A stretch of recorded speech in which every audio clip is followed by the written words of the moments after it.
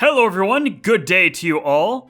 Today we are back again with a games I played during the year tier list, this time for 2021. I did one of these exactly like this last year for 2020, the games I played during that year, and it was fun, and I wanted to do it again. You probably know exactly how a tier list video works, so I'm not going to go into too much semantics on that. The only thing that really needs to be addressed is that this is just completely unscripted. This is off-the-cuff thoughts, so I don't have too much to say about specific details on certain games. I'm just going to be kind of rambling. Don't have any notes or anything. But this is my second attempt recording this. I was not happy with the first one, so we're just trying again. So I have some ideas of what I want to say because I've said most of it before already, but we're here now. We're going to be doing our tier list, or my tier list, because this is kind of impossible for you to do the tier list because you did not play the exact games that I played this year. I mean, I'm sure there's probably some overlaps here and there, but the specific order is unique to me. So anyway, at the bottom here is all the games I played during the year, whether they came out this last year or any number of years before it. It's only stuff that I played and finished all the way through when that applies. There's a couple of games where that doesn't, multiplayer games, because you can't really finish those, you know.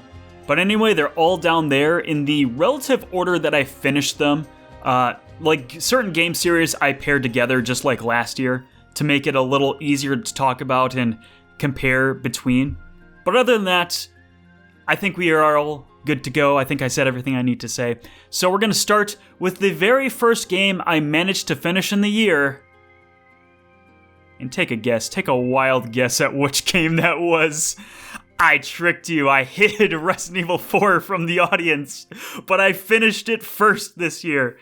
So I'm pretty sure for this playthrough, the catalyst for it is I was doing the Mercenaries very, very late or 2020, so 2 years ago at this point, depending on how you count that. So I was doing the Mercenaries, and I managed to unlock the hand cannon, the ultimate weapon, quote-unquote, for Resident Evil 4, and I just decided to do a playthrough to test it out, and just kind of mess around with the game at that point.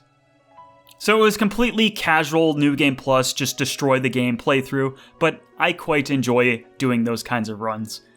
So I did this thing last year where I rated the games based on how I felt about them before or after, depending on if I played them before. Like, for example, when I played Fire Emblem Awakening last year, I put it in B tier because while Awakening is one of my favorite games of all time, I didn't feel necessarily better or worse about it. It's still ranked favorite game of all time. I don't think I'm going to do that this year. I think if it's a favorite game of all time, and I still think it's a favorite game of all time, it'll be up in S, and I've talked about this before. In last tier list, I've talked about it before in other places as well. Resident Evil 4 is one of my favorite games of all time. I could play this game over and over and over and over again and never get sick of it. The pacing is wild and bombastic, and something is always happening at every single moment, and the game's combat is so well designed around and catered for that it's just so much fun to play. I didn't end up doing that Resident Evil 4 video I planned on doing, but I'm not quite sure what kind of Resident Evil 4 video I want to do as of yet, but I want to do it someday, that's for sure. So let's move on to the next game. The actual next game, there's no bait this time. Fire Emblem Shadow Dragon and the Blade of Light, the very first Fire Emblem game ever. Originally released for the Nintendo Famicom, however, it was re-released for the 30th anniversary for the first time outside of Japan. Although that being said, you cannot buy that specific version anymore because Nintendo, in their glorious wisdom, decided it should only exist for the 30th anniversary and just be left and cast aside beyond that. Which is unfortunate because if you are a fan of Fire Emblem, if you are a fan of strategy RPGs in general, you need to play Fire Emblem 1. Not necessarily all the way through, because I understand it's a hard game to stomach for many, many, many people. But if you're interested in this series or this genre, I think it is absolutely key to playing this game for even a little bit to understand where the series came from. I made a bigger video about this, a full retrospective length video, earlier last year, and I talk about more specifically how the game's designed and how it functions and how it works, because surprising to hear as it might be, Fire Emblem 1 is really well designed. Does it have problems? Absolutely, it is slow as sin, and I concede to that. And if you want to play one of Marth's journeys, you really should play the remakes if it's going to be your first time. But that being said, playing this game made me appreciate Fire Emblem as a whole series more because they figured out so much of it within the first entry and really had a thought-through design process for it. Watch my original video because I don't feel like parroting everything, and we got a whole lot more games to go anyway. But Fire Emblem 1 is surprisingly compelling and surprisingly good. So if you are open-minded enough to play an old strategy game, you might be surprised on how much there is to take away from it. Moving on to Yakuza Like a Dragon, this is a very interesting game for many reasons. I think we should say right off the bat, this is one of my favorite Yakuza games, in the sense that it's within the top 5. I could make an argument for top 3, but I'm not solidified on that. It's been way too long since I've played most of the Yakuza games.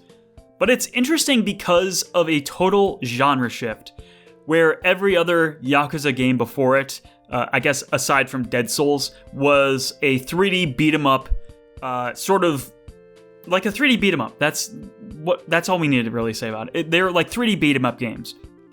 And Yakuza Like a Dragon, the 8th mainline entry in the series, is now a turn-based RPG in the vein of Dragon Quest, Final Fantasy, all those types of games. And I talk a little bit about this in the modern day RPG video, where they capture the feel of a turn-based RPG within the format of a Dragon Quest game. So, like, if you love the open world aspects of the previous Yakuza games, you're not going to feel out of place at all just exploring the town. You'll run into so many sub-stories, side quests. You'll talk to many weird NPCs. The story is tonally in line with the rest of the series. It just plays like an RPG. And I know that was a polarizing decision for many fans of the series, and I understand that because maybe they just aren't into turn-based RPGs, and that's absolutely valid. There's nothing wrong with that. But I think it's fascinating that they really ran with the idea of making this universe compatible with being an RPG. And again, I talk more about that in my modern day RPG video. But for Yakuza Like a Dragon itself, I really like its story a lot. There's a couple plot twists towards the end of the game, which I'm not a big fan of, and they're pretty widely criticized, so you probably understand the ones they are. But other than that, I loved the story. I think it was very easy to connect with the new cast, despite it being a completely hard refresh on the story. And overall, it's just a very spectacularly fun game to play. Oh, and the minigames. Like, this has some of my favorite selection of minigames in the entire series. I don't think there's really a competition there. But there's one reason why it's in A tier as opposed to S tier. This is the one huge fundamental flaw of this game that really set me off, really annoyed me. There eventually comes to be a point where you just have to grind for levels in this game. And if you're about to come at me saying, oh, but it's an RPG, of course you're going to be grinding levels at some point. No, I've played a lot of RPGs, and if the developers of the game did their job properly, you will never need to grind for levels as long as you've done every single battle in the story as they come up. So you're not necessarily seeking out random encounters, you're not purposely grinding, but you're also not running away from enemies when you encounter them. So, makes sense. Every single battle you see, you fight, you get that experience, and if the developers did their job, that experience you just get playing the game normally will carry you through the entire game. Yakuza Like a Dragon, I think it's Chapter 12 I think that's the chapter where it happened. So I'm level 36, and I'm facing level 50 enemies, but I'm doing fine. I can get through the battles just fine, and then it's not really all that tough. So I thought, okay, maybe it's like one of those games where the levels just don't really matter that much. It's more about the actual strategies you employ rather than the raw stats, which is ideal. But I get to the end of this particular sequence, this dungeon, and then I get to the boss. And the boss is also level 50. And I got absolutely destroyed by the boss. No matter what I did, no matter what strategies I employed, I could not defeat it. I could not defeat this particular boss. And again, it's not like I was doing a challenge run or anything like that. I was just playing the game like I would normally play any other RPG. And I was level 36 at that point. So by that logic, level 36 is the average level a player would be at when they get to this part. The game did an absolutely poor job at then properly leveling me to the point I needed to be in order to fight the boss. Now, would it have been possible to somehow beat them? Probably, but I'm not a speedrunner. I don't know the tech. I was just playing this game for the first time, and I got absolutely stomped by this boss the multiple times I tried to attempt it. So for an hour, I just had to grind until I got to the appropriate level, in this case level 50, and it was still a huge challenge. But okay, like, one difficulty spike is not the worst thing in the world. Sometimes that happens, right? But it's not the one spike. There are two other bosses I can think of and point to in this game where the grinding was necessary. One that comes a few chapters later. I'm not spoiling these bosses, obviously, because I know there are people who have not played these games and maybe want to. But there was one boss later after the boss I already got stuck at, and I had to grind again. And then the final boss, my friend actually warned me about ahead of time, said, hey, by the way, final boss is a damage sponge. You should just grind before you get to the final dungeon. I'm like, okay, whatever. And I took the advice and I grinded. I found the basically metal slime enemies in one of the dungeons that got me a whole bunch of experience really quickly. And then I did the final dungeon. I got to the final boss, over-leveled from where I needed to be, and he was still a damage sponge. Or maybe, I don't know. I don't know the semantics. I don't have anything compared to, but he was a damage sponge even for me. And that's why Yakuza Like a Dragon is at A tier. And I wouldn't have minded the grind so much if there was an option to at least turn the game down to an easy mode. But as far as I'm aware, there isn't that option. You have to play on normal mode your entire first playthrough. And then you get your hard and then your extreme difficulties later, I think. So unless they patched in an easy mode later that I don't know about, well, great. That fixes the problem for me in that case. But because I was locked in at normal mode, I had to face the bosses at that difficulty. I couldn't just lower it down for that one fight, get through, and then move on with the story. I would have actually preferred that, to be honest.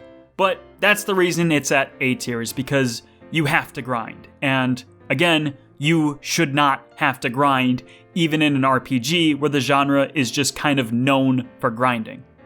But anyway, we got two more quote-unquote Yakuza games to look at, the Judgment series. So Judgment 1 I played pretty soon after Like a Dragon. This was also my first time playing it. I skipped out on this game originally, and just got to it now. In fact, when I played it, we didn't even know Lost Judgment was being developed. I think there was a rumor that came out a little bit later, but I certainly, at least, did not know Judgment 2 would happen. And I really like Judgment. I actually liked it more than Like a Dragon. And by the way, I'm going to be doing this different from last year, where if I like a game more than another in the same tier, I'm going to bump it to the left ahead of it, closer to the actual, rankings.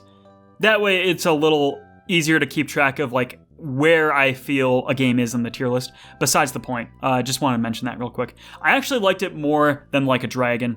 And a part of that was because I could take the game more at my own pace, because I wasn't necessarily trying to catch up. I had to skip out on Like a Dragon for a while because I was doing my gamer budget thing for 2020. so I could not play Like a Dragon initially. Judgment, I did not need to necessarily catch up. I could just treat it as its own standalone thing, and I really enjoyed that. This game is a 3D action beat-em-up type of game, but the story for this one is that you're an ex-lawyer turned detective, so you're actually doing more investigative work in Judgment as opposed to a Yakuza game. So you're playing a Yakuza game from the other side of the law's perspective, which is kind of an interesting flip on the script. And what I like about it is that it's obviously set in the same universe. You're exploring the streets of Kamurocho, but you don't meet any of the Yakuza original characters. Like, there's a couple cameos in Like a Dragon to the older games, but Judgment is absolutely 100% hard refresh. You'll see members of the Tojo clan, but they are not the Majimas, the Saijimas, the Kiryus.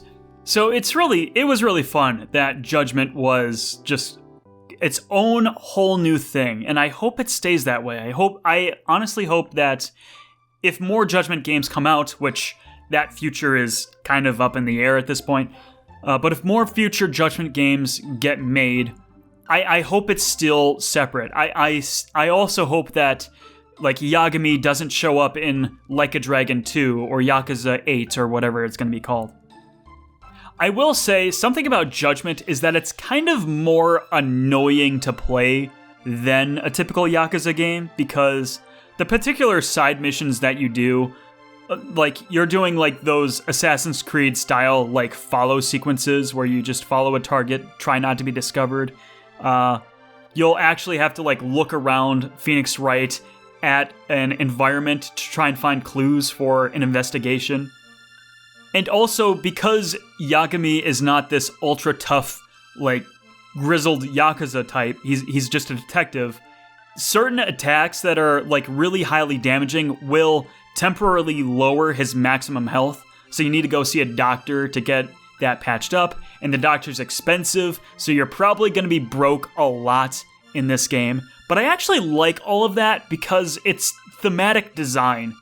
It's annoying gameplay mechanics that work to serve putting you into the role of this main character and how they're supposed to be feeling in the world. Like, Yagami is a constantly broke on his ass, like, guy that can barely manage to pay rent. It absolutely makes sense that you have to pay for these really expensive health treatments just to keep him healthy and active. And because of that, you're just broke all the time. And then it pushes you to do the side missions so you can at least get some capital under you. So it's, like I said, it's annoyingly designed, but in an intentional way that I think is thematically appropriate. Hence the thematic design I was talking about. And I also really liked the story too. I can't really remember much of it, to be honest, at this point, but I was really intrigued by the mystery, and I wanted to see where it was going to head out and go. And Lost Judgment is about as good as Judgment 1. I'd say I preferred the first Judgment more, because Lost Judgment really smooths out the process of playing the game. Like, a lot of those side missions and thematic design I was talking about is at least toned down or even absent in Lost Judgment. Like, the permanent or temporarily losing maximum health is gone in this game. Like, the tailing missions, Assassin's Creed style tailing missions, the only required one you have to do is right at the beginning of the game, and that's the only one you have to do for the entire rest of the game. And I didn't even find another one after that point. But I wasn't intentionally going out of my way to do a lot of the side stuff. I did more side stuff in Judgment 1 than Lost Judgment. And also, I was just getting a lot of money, so kind of the angle that Yagami is broke all the time just did not translate over in this game, because I always had a healthy amount of cash to pull from. So I think Lost Judgment will be more broadly appealing to many fans of the series, and I can see the arguments for why people may prefer Lost Judgment to Judgment 1. However, I didn't, because I like the thematic design of Judgment 1 more. And the story, I think upon retrospective viewing, I think the story might be better in Lost Judgment than Judgment 1. However, for me speaking, I think it took a little too long to get going. Like, around Chapter 3 is when things really start to pick up and the game kind of gets to the point. And then there's a section, I want to say maybe around like chapter 10 or so, where the game feels like it's kind of just dragging on. And maybe that's my fault because I was thinking I was just getting close to the end when it turned out I still had a while left to go. But like I'm saying, I think at certain points the game just does kind of drag out a little bit. But in fairness, I do think it wraps up very nicely. I'm very satisfied with the final sequence and final boss fights. And also the ending. I really like the ending of this game. At least I think it's one of the more memorable endings of the Yakuza series. But overall, I'd say, yeah, Judgment 1 and Lost Judgment are pretty equal in terms of quality. I just prefer Judgment 1 slightly more because I'm kind of weird like that. But this next one I'm really excited to talk about. Final Fantasy V. This was my first time playing this game. I'm of course familiar with it. I just happened to play it for the first time this year, and I am so sad that I waited this long on this game. I love this game. This is one of my favorite Final Fantasy games. I don't think I've really talked about this much, but 6 is my favorite Final Fantasy. And then it's going to be either between 7 or 5 for my second favorite. Right now I'm feeling 7 is above it, but 5 I really enjoyed because of 2 words. Job system. If you say the words job system in any context, the first game my mind is jumping to is Final Fantasy V. If you don't know what the job system is, you only get 4 party members in Final Fantasy V. So once you get the 4 party members within the first hour, that's it. That's all you get for the entire game. And then in certain intervals throughout the first third of the game, you'll get a new set of jobs every time. And a job is a character class. So that's your fighters, your black mages, white mages, thieves, time mages, geomancers, that kind of thing. And every single job has a unique attribute associated with them. So mages can cast the type of magic they're associated with. Thieves can steal. They can have an easier time running from battles. You know, attributes of that nature. And whenever you assign yourself a job class, you can do everything that job class can do. But what really makes Final Fantasy V so fun is just like how your characters level up, your jobs can level up as well. So if you keep a character in a particular job for enough battles, they will eventually level up that job and they will get an attribute. So, for example, if you level up your fighter, you eventually get the two-handed skill. So you can have just a weapon equipped and not a shield, and that weapon now does increased damage. And you can assign that attribute to any other job. So you can mix and match different abilities and different jobs and different classes and different setups, and you can tackle this game in so many different ways. I talked in Like a Dragon about how there eventually got to be a point where I had to grind in this game. But Final Fantasy V is a game I wanted to grind in because I wanted to experiment with all the different jobs, see what they had to offer, and discover new combinations of busted, broken synergies. There's so much to play around with and so much to have fun with in 5. So while Final Fantasy V is not the first Final Fantasy nor the first RPG to introduce the job system, it is still without a doubt the first game that comes to mind when you say job system, at least to me. And that's what makes Final Fantasy V so fun to play. It's got a nice, decent story. I don't have too much issues with it. It's not a very ambitious story, so there's not really a whole lot that needs to be said about it. Its characters are fine. It's got a very goofy atmosphere and tone to it.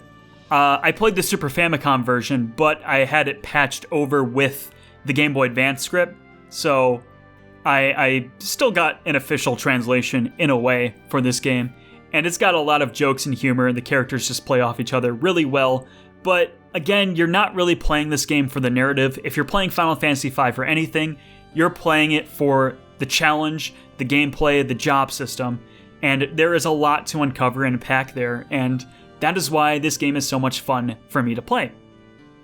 But that was not the only Final Fantasy game I played this year. I also played Final Fantasy X for the first time. Final Fantasy X was a game I was very familiar with. I think I knew every single big event and spoiler in this game. I'm pretty sure. I don't think there was a single plot point that ever caught me off guard or, oh, I didn't know that.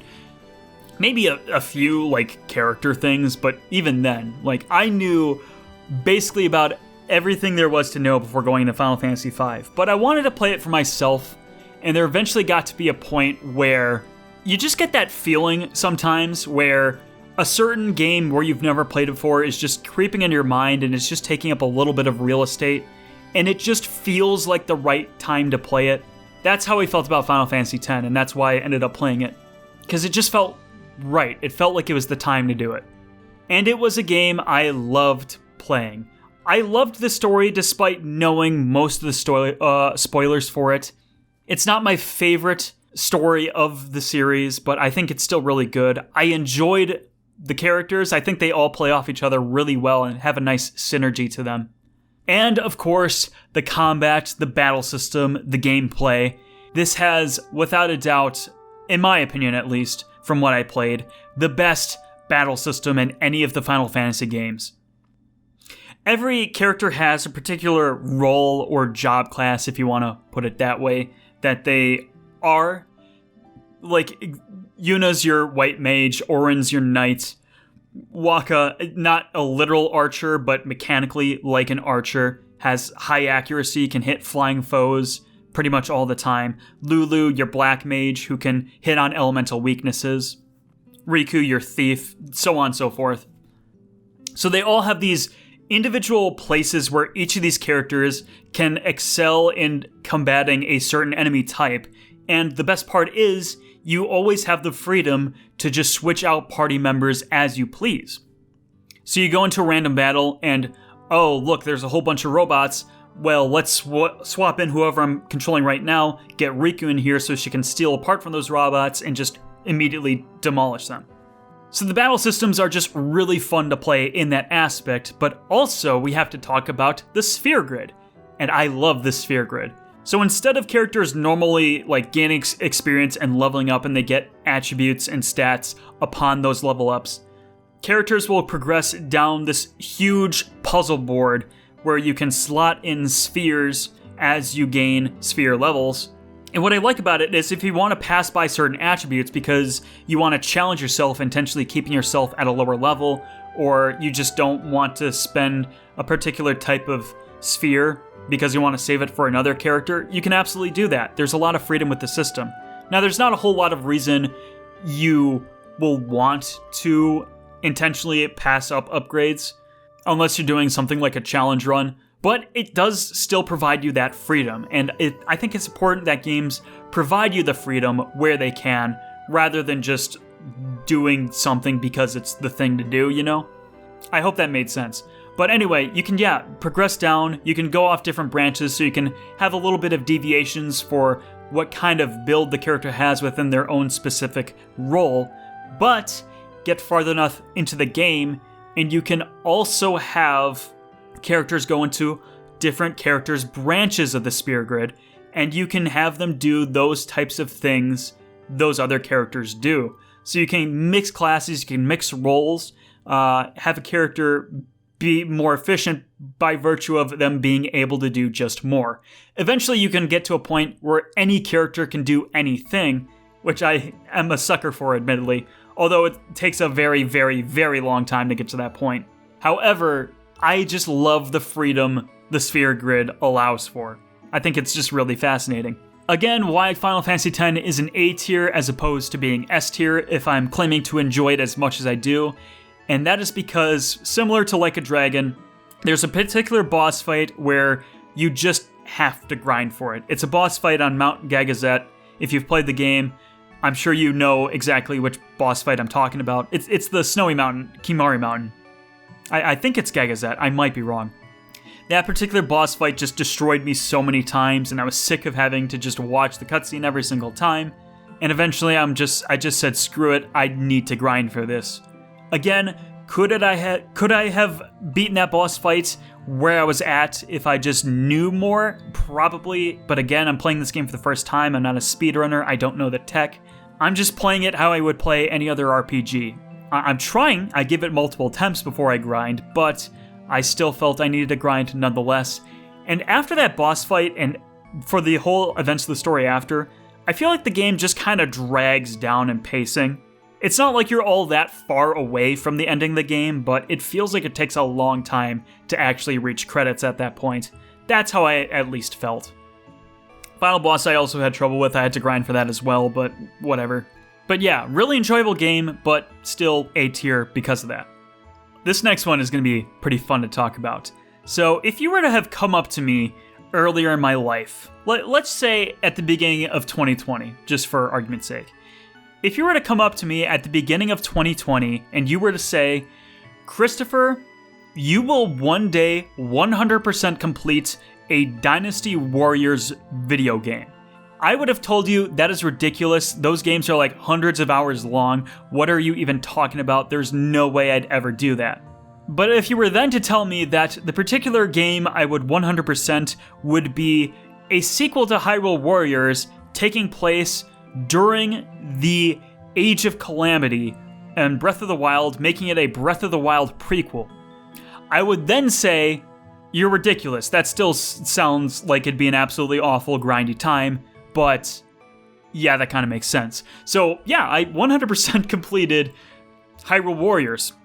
And it's actually not that huge of an ordeal. I think it took me maybe 50 or so hours to 100% the game. Possibly 60, I don't know. I don't have the metric on hand. But it's actually a fairly simple and easy to, not necessarily easy to do, but straightforward task. The game has a few features that make it pretty easy to track. But yeah, I really enjoyed this game. And it helps that the reward for 100%ing it, I thought was actually kind of neat. You get Link's original costume from the original Hyrule Warriors, his classic green tunic with the blue scarf. I like that costume. That's actually one of my favorite Link costumes. So I thought that was a nice reward to get for 100%ing the game. And the Warriors games, Musou games in general, are not a genre I'm very learned on.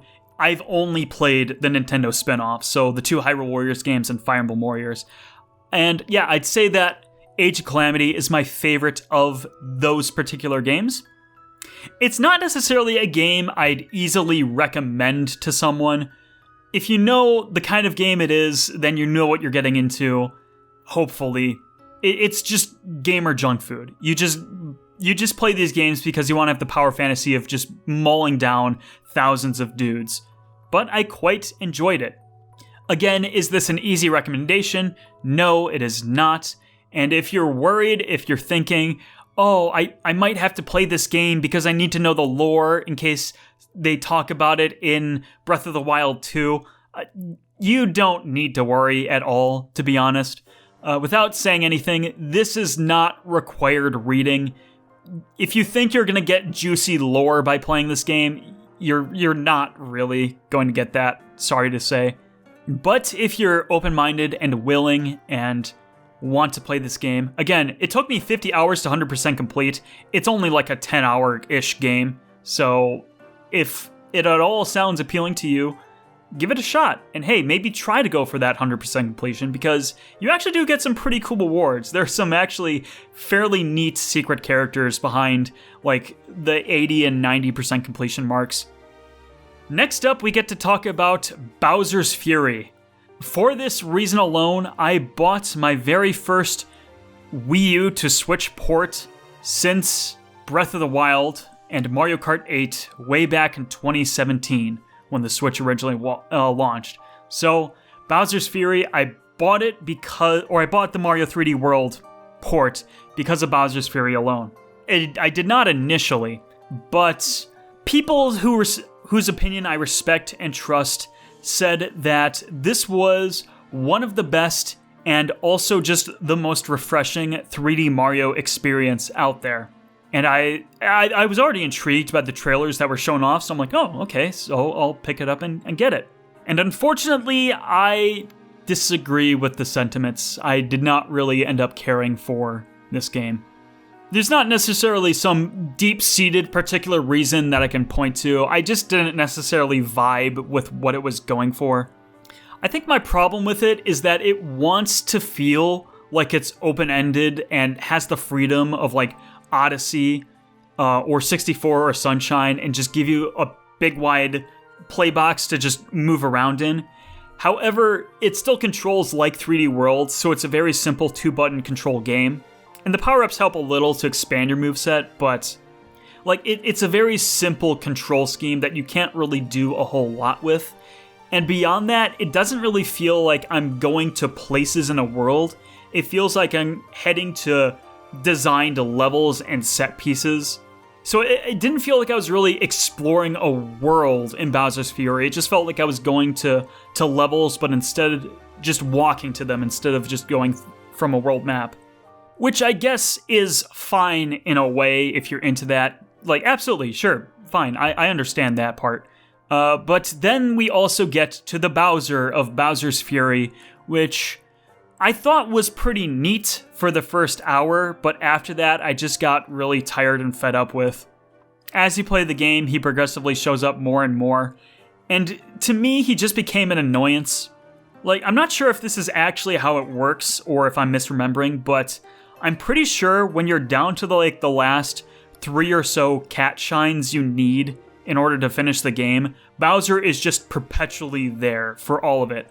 So you're trying to do these really challenging platforming segments that require you to be in certain positions, but also Bowser's chucking these giant fireballs at you, and you have to dodge those at the same time as doing these platforming segments, and it's just not as cohesive and thought out and thought through as it probably sounds like. But either way, I don't know if I was maybe expecting too much. I mean, it's like a little 4-hour side campaign in 3D World. So, if you're buying this game, you're not only getting this, you're getting, one of the most content-rich Mario games ever made. So, I'm not complaining. I already like 3D World, and apparently the Switch port is the best version of it. I've not played 3D World, as you might be able to tell by this list. Either way, Bowser's Fury was alright, it was fine, but I didn't really leave it with a strong impression of it. Moving on to the next thing, we have Golden Sun, Dark Dawn, the DS one. I played the first 2 Golden Sun games last year, and this year I finally got to play Dark Dawn for myself. And I was actually quite interested to see how I would end up coming out of this game, because I didn't know anything about Dark Dawn going in, other than the fact that it was the one people didn't like. And it's not that it was just, this is the weakest of the Golden Sun series, but it's still fine. No, a lot of people, either just don't care for this game or actively dislike it. And in extreme cases, some people don't even acknowledge the existence of this game. So I don't know if it's because I'm just more open-minded, I'm more willing to put up with a game, or if it's just that I'm not tied down to the emotional baggage of having to wait 8 years for a new Golden Sun game and getting this, and it's just not as good as the first 2.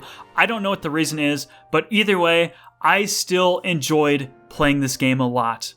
I talk more in depth about it in my Golden Sun Derivative Brilliance video, where I say that no, it's not the greatest game ever, it's not better than the previous 2, and in fact, I would even agree that it is the weakest of the trilogy, because it is flawed in many ways. But despite that, it's still more Golden Sun, it still has that core foundation that's so much fun to play, and I just want more of it. I want more of this game.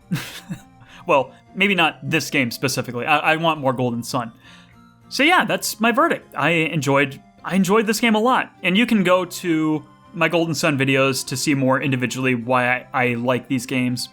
Despite it being flawed, I just don't understand how this game is deserving of the reputation of this game ruined the series, this game is not worthy of being talked about in the same breath as the masterpieces that are the first 2 Golden Sun games, and now we're still waiting on Golden Sun 3 because Dark Dawn never happened. It's not canon. It ruined the lore of the series.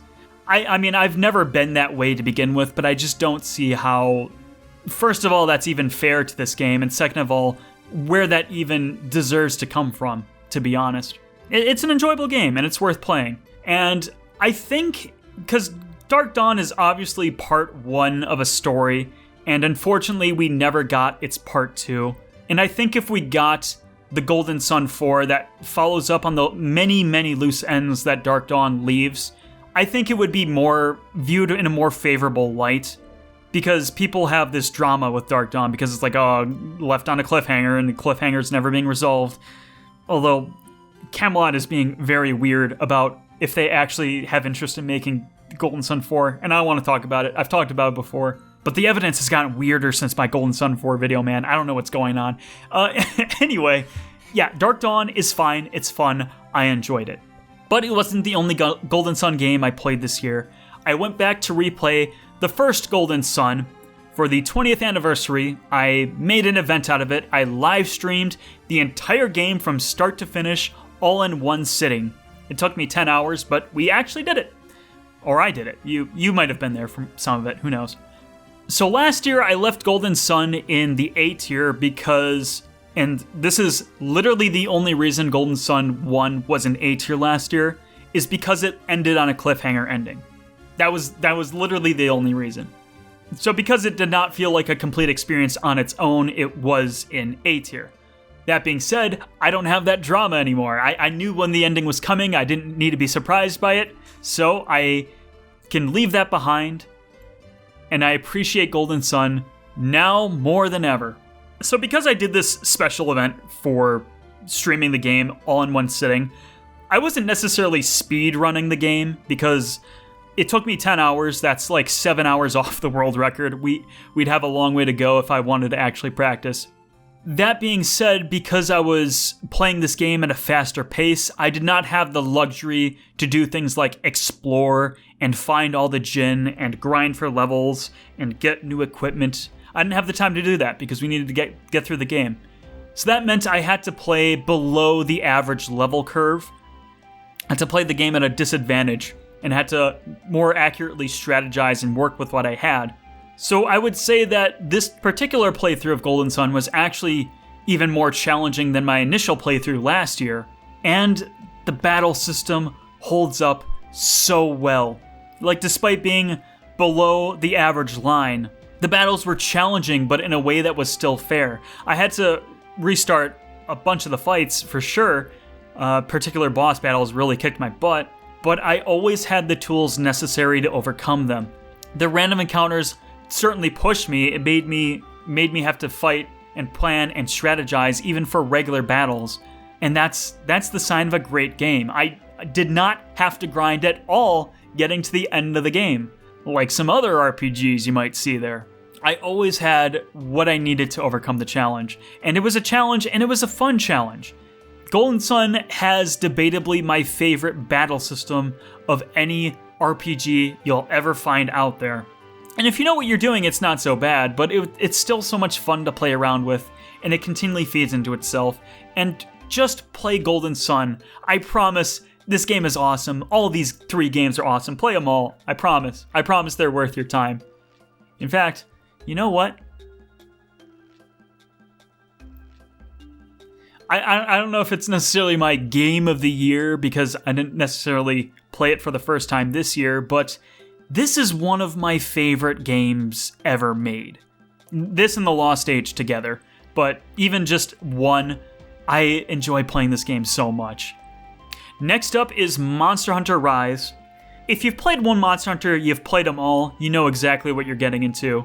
But Monster Hunter Rise, I still enjoyed it quite a lot, but it's my least played Monster Hunter by far. I think I have only 40 hours in this game at most, because I wouldn't say this is my least favorite. I'd say Generations for the 3DS is my least favorite, of the ones I played at least. And now I'm at a point where I think I'm done with Monster Hunter, if I'm being honest. I think I've gotten everything out of this series that I need to, so whenever the next Monster Hunter comes out, I don't think I'll be picking it up. Will I still play the Monster Hunter games I have? Absolutely I will, because I really enjoy playing these games. It's got a fun gameplay loop to them, but Rise made me realize I don't think a future Monster Hunter game will ever give me something new and fresh and exciting that really changes the way I approach and think about these games. I will say that the wire bug system and being able to climb up virtually any wall and ascend above monsters and climb them more easily, that was a really fun system, and that's obviously the defining feature of Rise. And it was fun to just explore and run around the environments, especially the returning environments from like Monster Hunter Tri, which was my first Monster Hunter game. So I get to explore these areas I know so well, but in a completely new way, in a completely open and like not pervasive environment, but just no loading zones. I can just go wherever I want, whenever I want. And it's so much fun to explore and play around in. But other than that, Rise just offered me nothing that the other Monster Hunters didn't. And I wouldn't say it disappointed me because, again, Monster Hunter is one of those games where you know you're getting into, or you know what you're getting into when you pick up one of the games, assuming you've played them before. But Monster Hunter Rise just didn't do a whole lot for me. Again, it's fun for what I played. It's a B tier, obviously, but yeah, it didn't really surprise me in any way, and I don't feel the need to come back and play more of it. Alright, CrossCode. You all probably know how I feel about CrossCode at this point. Again, it's one of my favorite games ever. If you've seen one of my favorite games ever made kind of video, I go into more depth on the love-hate relationship I had with this game. I don't know if love-hate is the right word for it. The frustration that this game left me, because love, as wonderful as love is, sometimes it hurts. And CrossCode, oh boy, does CrossCode get really freaking annoying at points. It took me almost an entire year to finish this game. Like, I started this game in July or June of last year and finished it, or 2020, June or July of 2020 I started it, and only managed to finish it in April of 2021. So it took me a long time, and I said this in my video of it, but the only reason I at least finished it when I did is because of assist mode. Because I just gave up, I threw in the towel, I just turned down those assist mode sliders to just help me get through the rest of the game. Which, if you're going to play CrossCode for yourself one day, I'd recommend doing, because the game just gets frustrating to a point where I don't think it's a fun challenge anymore. So, at the very least, be ready and willing to do that. But I was happy to do that because I wanted to know where the game goes, because I loved the aesthetics, the gameplay, the story, the characters. I gush about this game all the damn time, and if you interact with me in any way, shape, or form, you probably know just how much I talk about this game and how much I love it, because there's a lot to love here in CrossCode. It's one of those games where if you have the ability to try it, and by the way, it's on every modern day platform.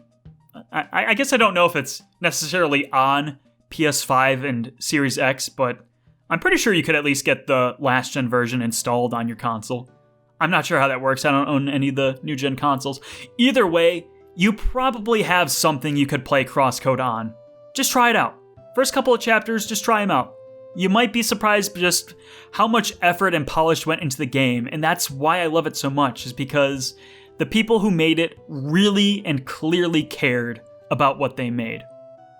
Speaking of favorite games of all time, this year I played the sequel to what may even be my favorite game of all time. That is Tales of Symphonia: Dawn of the New World on the Nintendo Wii. Sort of similar to CrossCode in the sense that I started this game in 2020 but just finished it in 2021. Although unlike CrossCode, where I was actively trying and wanting to keep playing, it was not one of those where I just stopped because I was just done with the game for that particular time and just came back to it later when I was ready to try it again. I feel like that kind of gives a wrong impression of how I felt about the game, because I enjoyed this game. It's a fine game. Is it one of the best Tales of games? No. Is it better than the original Tales of Symphonia? Certainly not, at least not in my opinion. Is it one of the weakest games in the series, at least based off what I played? I'd honestly say so. That being said, it was fine and it was fun. It does have problems, obviously. Like, I think the battle system, there's just something that feels wrong about the battle system. Something that's off. I can't really describe it, but it just feels kind of a little too clunky. Again, I don't know exactly what that is. I can't point it to you. I'm not that big in the know where I could make that distinction, but something did feel admittedly a little off playing this game. But that being said, it was fine. It was fun. I enjoyed what I had played. Again, sort of like what I talked about with Dark Dawn, I don't think it's necessarily a fair viewpoint where if something is not as good or even something that can stand on equal footing as the original game, then it's trash fire. I don't know, maybe people aren't that harsh, but I've seen a lot of opinions on the internet, and a lot of those opinions are mirroring something to that effect. But yeah, Tales of Symphonia, Dawn of the New World, not nearly as good as the original Tales of Symphonia, in my opinion. And, that's maybe my favorite game of all time. So, Symphonia, Dawn of the New World, had a lot to live up to. And I think if I did play this game earlier in my life, I might have been disappointed by it. And I'm sure. I'm a broken record here, admittedly. But it's fine. It's fun. The story, I think, is actually pretty decent. It's got a pretty decent story. I think Emil gets a little too much hate. Playing the game for myself, I feel like, yeah, I get it with this kid. I see why he comes off as, annoying to many people, but I understood. I got what they were going for with this character. It was honestly Marta I couldn't stand. I know there are Marta stans out there, even in my audience, but sorry, nope, does not do it. Does not do a single thing for me. It's kind of like a personal gripe of mine, but I just do not like the character archetype of female that simps after the main character who's just not into it. That's honestly an archetype that if you want to make me hate your character immediately, you just make him that archetype. Sorry, but that's just how it is. But yeah, it was a fine game. It was not my least favorite Tales of game, for sure, because that would go to the next game we're talking about, Tales of Phantasia for the Super Famicom. I'm actually not sure if I want to put it in low B or high C. It's definitely below... You know what? I'm putting it in... You know what? C. It's going in C. It's a pretty high C, because I respect a lot of the ambition that this game went for. Because obviously, it started a whole series that lasted for 25 years. But what's kind of weird about Phantasia is that it doesn't quite feel like a Tales of game. It almost is like a half and half mix between this is definitely a Tales of game, it's got the feeling of it, but also this feels like something completely different. Which, knowing the development history of the game makes sense, because after this game was made, a whole bunch of the staff of the game left to form their own company, which was Tri-Ace, who makes the Star Ocean games. So, I thought that was a fun bit of trivia. So to me, that makes a whole lot of sense as to why this game doesn't quite feel like the Tales of games that I know of and love. I aside from this game, obviously, I've not played a Tales game prior to Tales of Symphonia before. But I'll give Tales of Phantasia credit for a lot of things, namely its exploration. There's actually pretty decent incentives to explore in this game. If you're roaming around, you talk to NPCs, certain NPCs will give you some little lore, world-building hints that are actually clues to solving certain puzzles in the world or finding secrets in the world, which I thought was really clever. And if you explore the world map, you might find some tents, which house a person or two, that will actually sell you new techniques and new combination abilities that you can use in combat. And dungeons will also have spell books, and bookshelves will also have spell books that Arsh can learn spells from. And you'll find summon spirits that Clarth was the name in the translation I played. I think Klaus is supposed to be his name now. You can find new spells and new summon abilities for them just by exploring the world. So the exploration aspect of Tales of Phantasia is actually really excellent and really well done, and better than most RPGs of the era, in my opinion, at least. And the story is actually pretty good for what it is. If you were to tell me that the very first Tales of video games story turned out to be about time travel, I'd say, yeah, that makes sense. Kind of checks out. Tales would do something that ridiculous that early on in its life. But it actually handles it in a pretty self-consistent way, and it's very well told, and it doesn't get too convoluted or too ambitious for its own good. Really, it's in combat where Tales of Phantasia really falls apart, because it's got a number of problems, which, understandable, it's the very first Tales of game. But I think the ideas they had were ahead of the technology they had available to them. It's honestly impressive that they actually managed to get this game running in a pretty consistent and stellar way on a game or a Super Famicom game, because it's a mix between turn-based and action RPG combat that, of course, the Tales of series would expand upon further, and could be argued helped pioneer and set the pavement for other action RPGs that would come later, like Final Fantasy VII Remake. There's a lot of parallels you could draw between a Tales of game and the Final Fantasy VII Remake, and a lot of that started here in Phantasia. The battle system, like I said, this game didn't quite feel like a Tales of game in many ways, but the battle system is one such way where it definitely feels like a Tales of game. It's definitely a lot more clunky, like in the fact that you only have one plane of movement to go across, just the horizontal aspect of it. You can only play as Kless, the main character, or Cress, I'm sorry. You can only play as Cress. And also, enemies just have some weird hitboxes sometimes. Like, Kless needs a little bit to wind up an attack and actually attack an enemy, where enemies sometimes feel like they can attack instantly, and also instantly inflict status ailments like Petrify, and that's annoying to deal with. And also, your party members just burn through spells and tech points way too fast, and you can only carry so many orange gels to keep them topped off, and it's kind of annoying and clunky to play, definitely. But it was still enjoyable for what it was. Would I recommend playing it in the current year? Not really. I'm glad to have played it because I love the Tales of games, and it's kind of neat to play the first one and see where it all came from. But if you're interested in Tales of Phantasia, I've not played it all the way through for myself, but I hear the PS1 remake is fantastic. Unfortunately, it was also not released in English. You'd have to translate that one as well, but if you know where to look, that wouldn't be too much of a problem. But from the first Tales of game, we get to the latest one that released just this last year, Tales of Arise.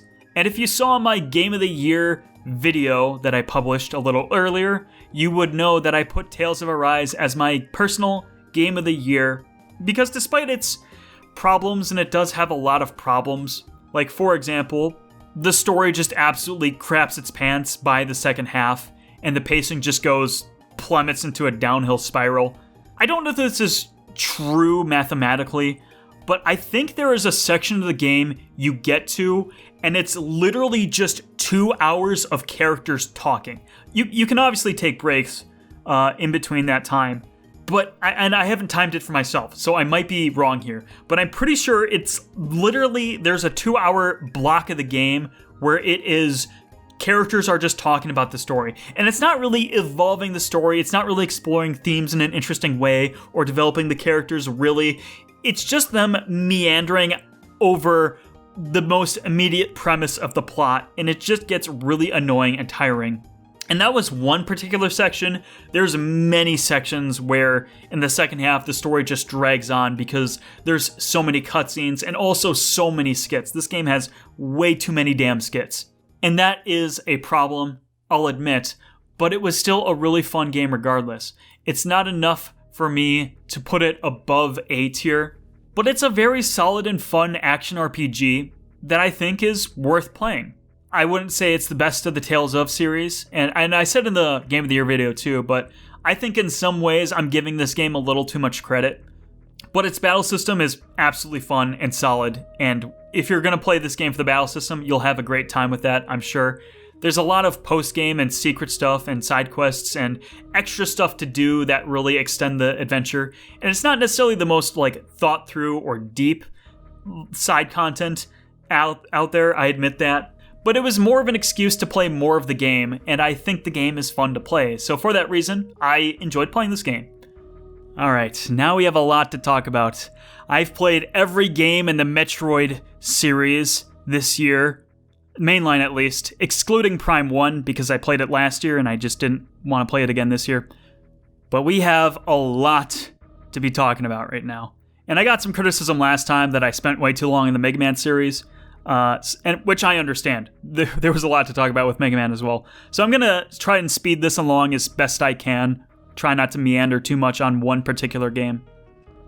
It's in kind of a weird order because when I played Metroid Zero Mission to start with earlier in this year, we did not know Metroid Dread was even a thing. We heard rumors of a 2D Metroid, possibly a Super Metroid remake. We certainly did not know it was going to be Dread, or that it was even coming out this year.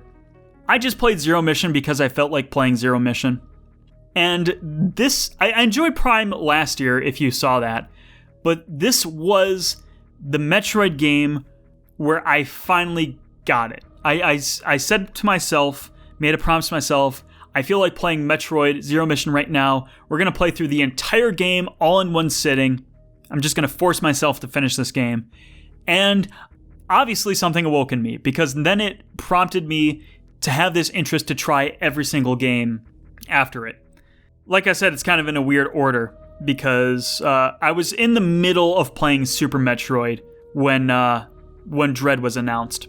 And even then, there was a pretty wide space between these, I'm pretty sure. Either way, Zero Mission, I loved. It's like quintessential Metroid. If you want to play a Metroid game because you've never touched a game in the series before, you start with Super Metroid, in my opinion. Or Metroid Zero Mission, in my opinion. This game's fast, it's fun. It does hold your hand, it's very beginner-friendly. It tells you where to go for a lot of the time, but it doesn't quite tell you how to get there. You have to figure that out for yourself.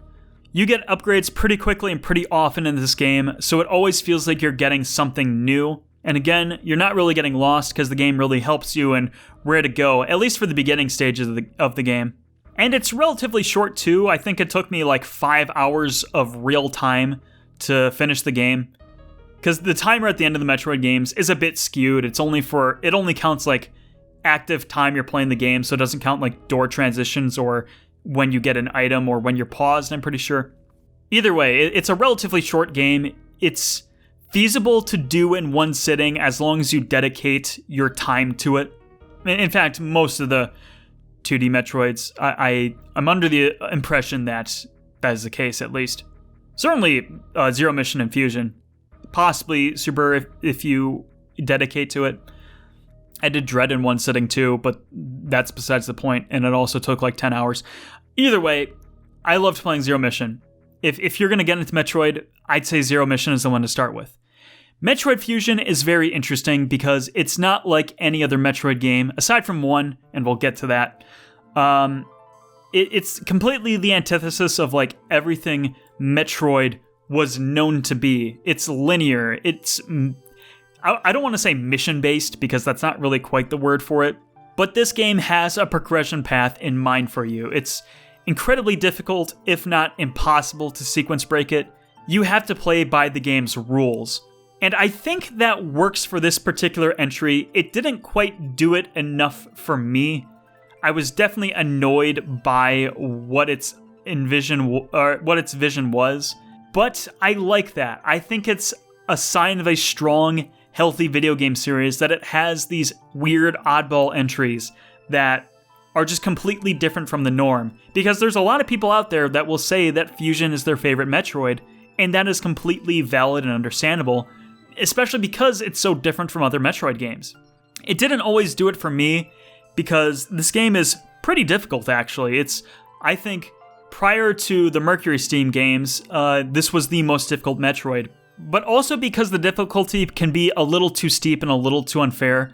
Like, sometimes there will be sections of the game where you are away from a save point for a pretty extended period of time, and then after having to run through a whole entire section of the space station, then you have a pretty difficult boss fight, and if you die for that boss fight, you're obviously set to that save point that was maybe like 20 or so minutes away, and you have to do that entire section again. And that's pretty annoying. I thought a lot of the boss fights in this game were very difficult and very annoying to get a read on. And then you have to redo a lot of that progress again to get back to where you were. So that didn't quite work for me, but structurally, I admire Metroid Fusion.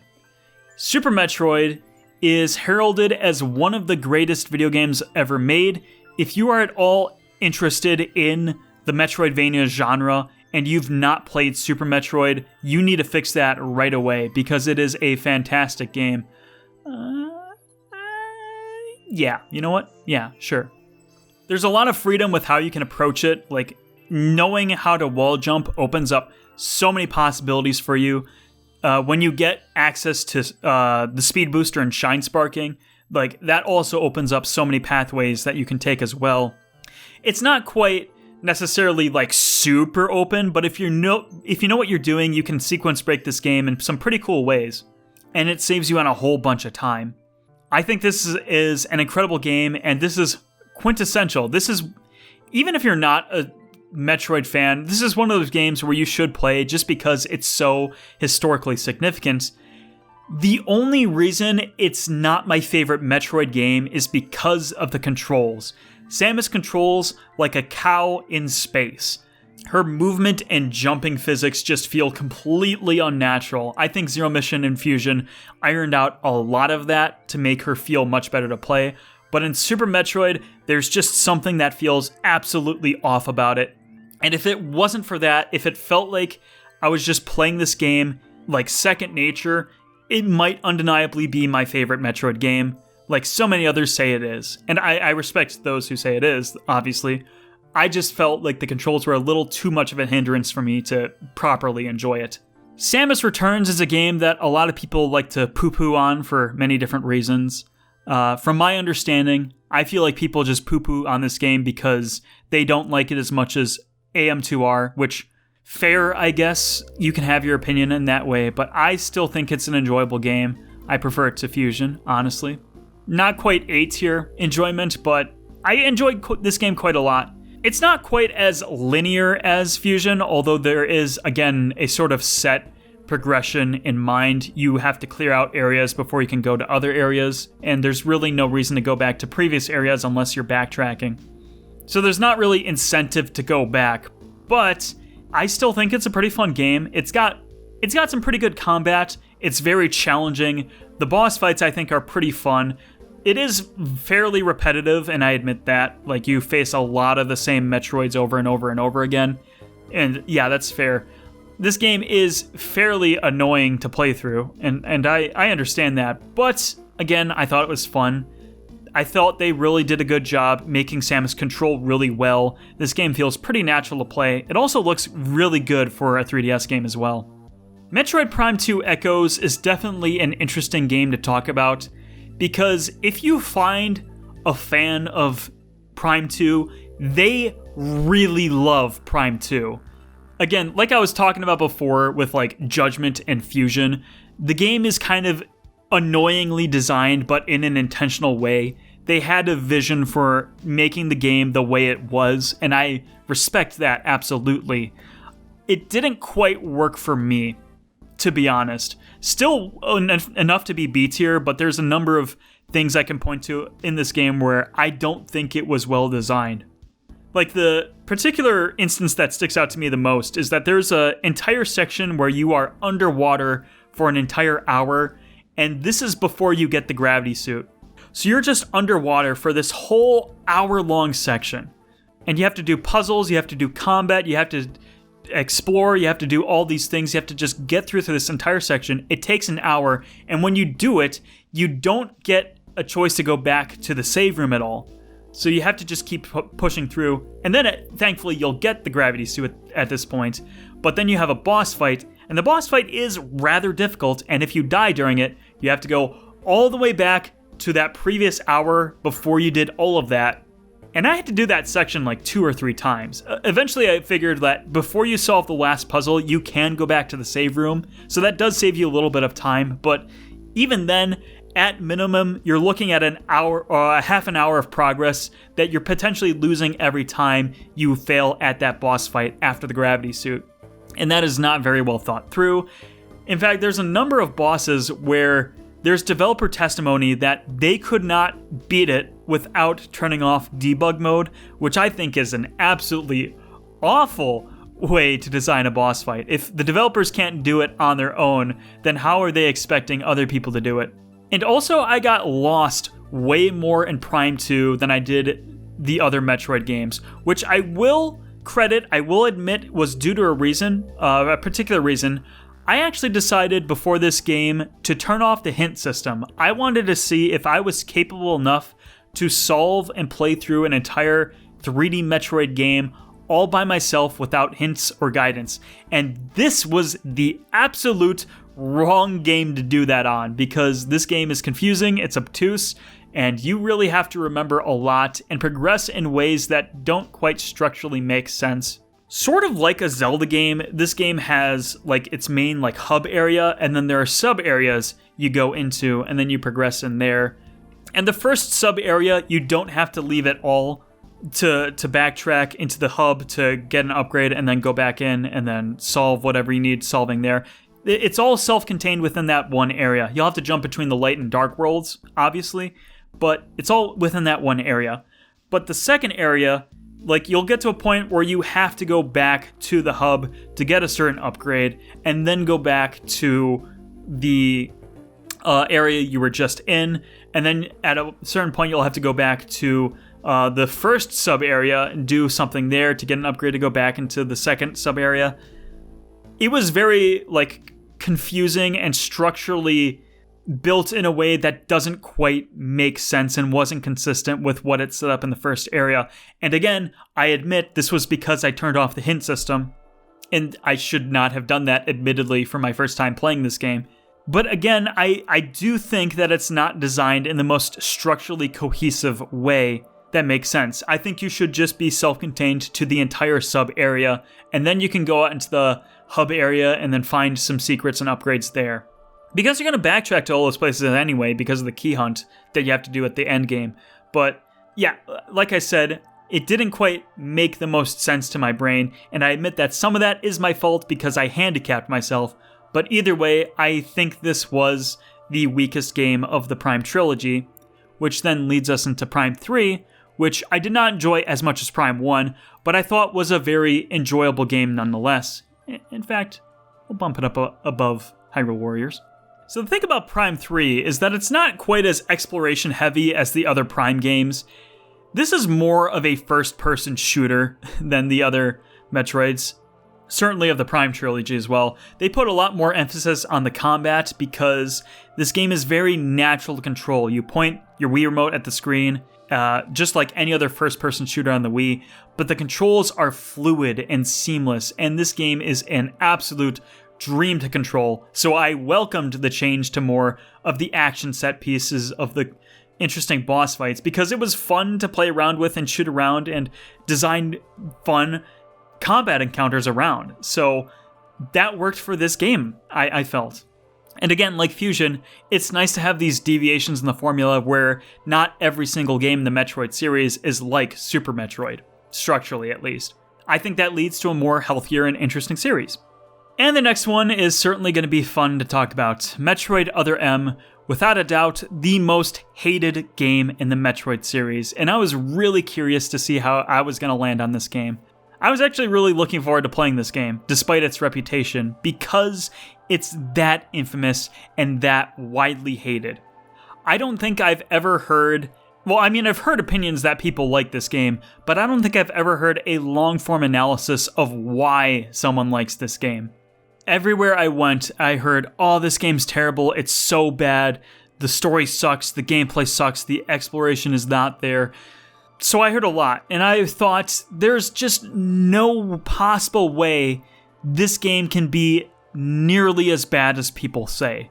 And when I played this game for myself, I concurred that it's true. This game is not nearly as bad as people make it out to be. It's still not good, though, is the thing.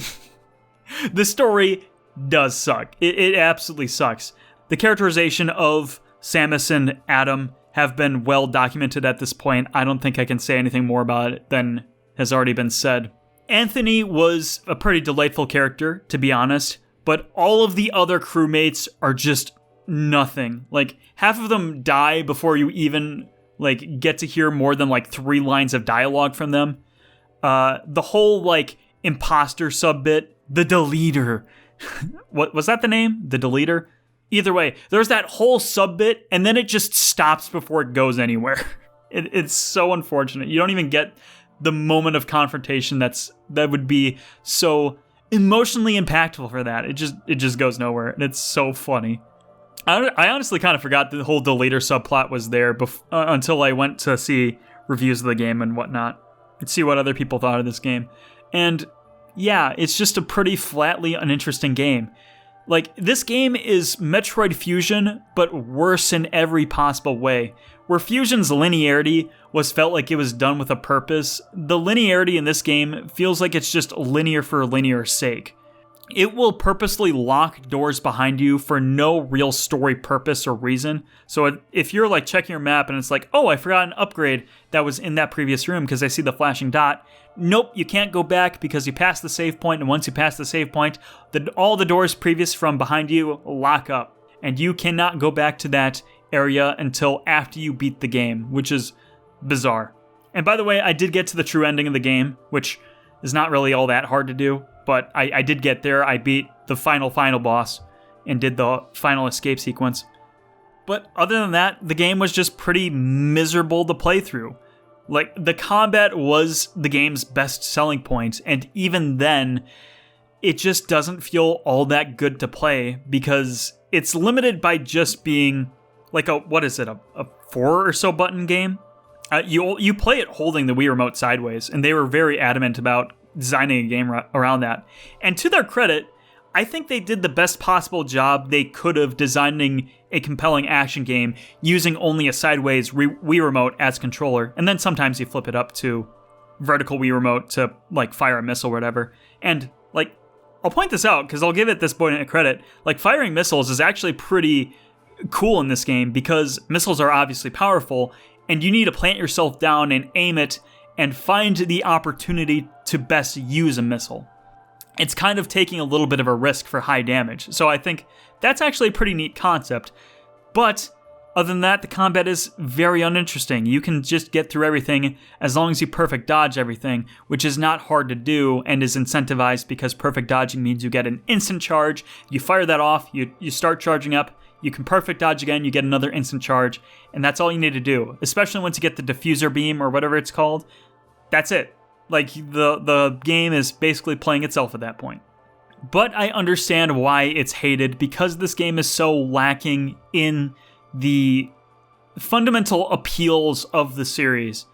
Unlike where Dark Dawn, where it's like many of those appeals of the series are still there, and even Dawn of the New World, I think a lot of the core appeals of those certain series are still there, despite them being so hated.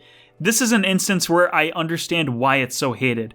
I don't think it necessarily deserves the reputation it's been given, but it is still a pretty uninteresting and miserable game to play through. But we're ending it on a high note with Dread. I loved playing Dread. I only managed to do one playthrough, but that one playthrough I did was absolutely fantastic. I talk a little bit about why that is. I think the combat is very well designed and very interesting.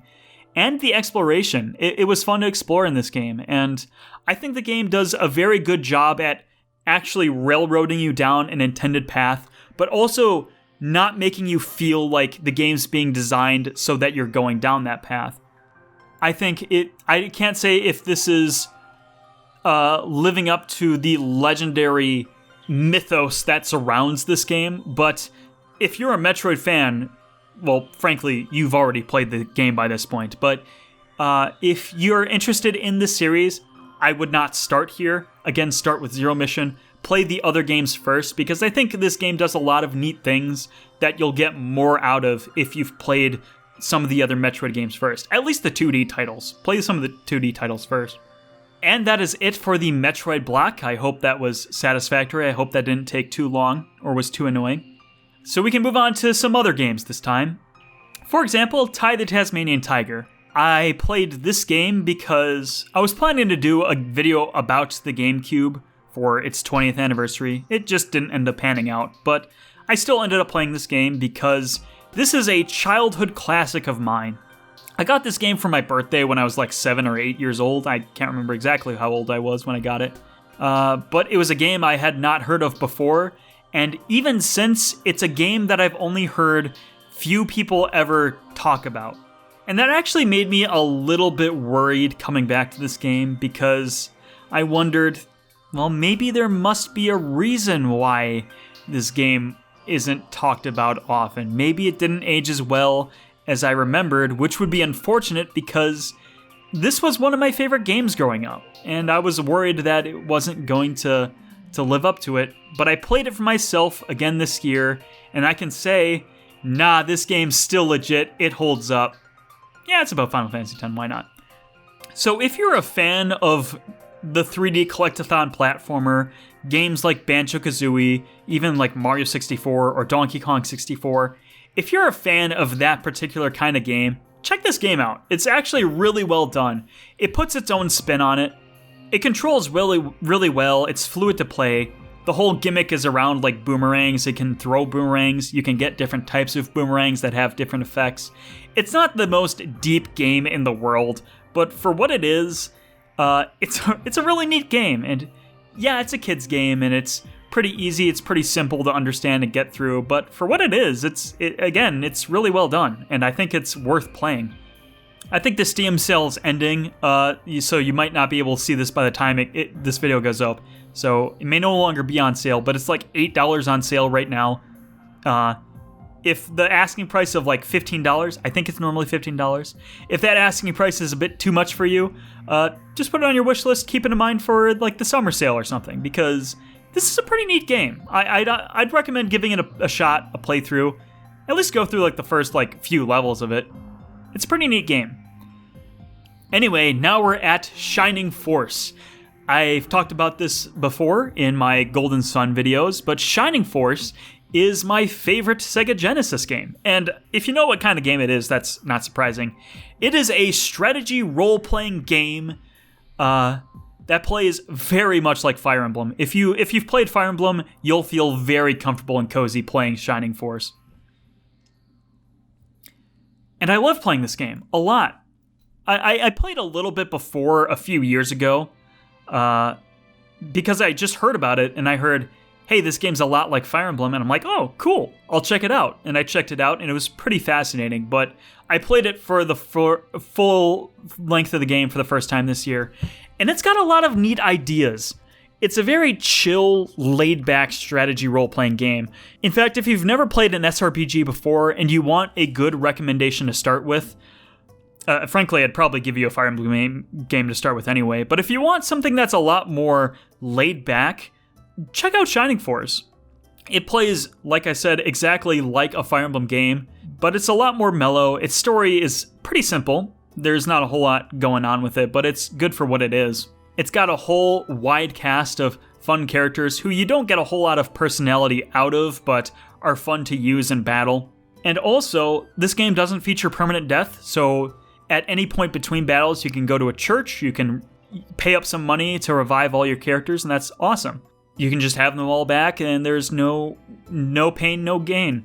Actually, there's a lot of pain and also a lot of gain, so I don't know what I'm saying there. But also what I love about Shining Force in comparison to Fire Emblem is that you can actually walk around and explore towns, sort of like Fire Emblem Gaiden, but it's really expanded. Like, its whole breadth of town, there's a lot of NPCs to talk to, and there's plenty of secrets to discover. Like, I thought I was thorough. I thought I had talked to every single NPC. I thought I had seen all the secrets. But it turned out that I did not even discover half of what this game had to offer. There's so much that's hidden that was completely lost to me in my first playthrough. So it's actually fun to kind of go back and replay and see what I'd missed.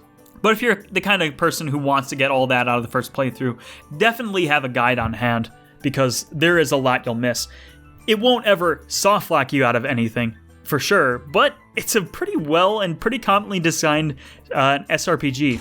It's worth giving a shot. Like, if you have one of the Sega Genesis collections, like, I think this game has been included in like every single official Sega Genesis collection that's been released. So if you have like the PS3 or Xbox versions of it, if you have like the latest Sega Genesis collection, if you have Nintendo Switch Online expansion pack for the Sega Genesis, this game's on there. You have so many ways to play this game, so just give it a shot, especially if you like strategy RPGs or Fire Emblem or games of that ilk, because I think this is a very fun and cozy game. And speaking of Shining Force, we also have Shining Force 2, and by the way, this is a little side note. This is something I noticed, but if you look at the box art of Shining Force 2, I think this is supposed to be Bowie, the main character of the game, but if you look, He's got like a pretty normal chest, except for his right side, or maybe his left side. I can't remember which side.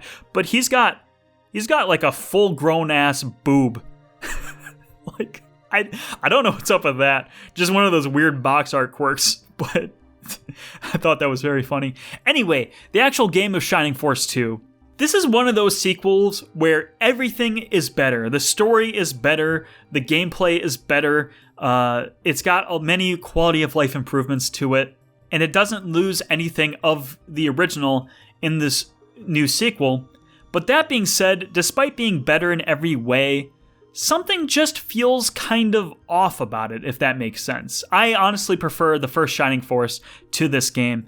There's just something about the vibe of Shining Force 2 that doesn't quite click with me. There's like a couple things I can point out.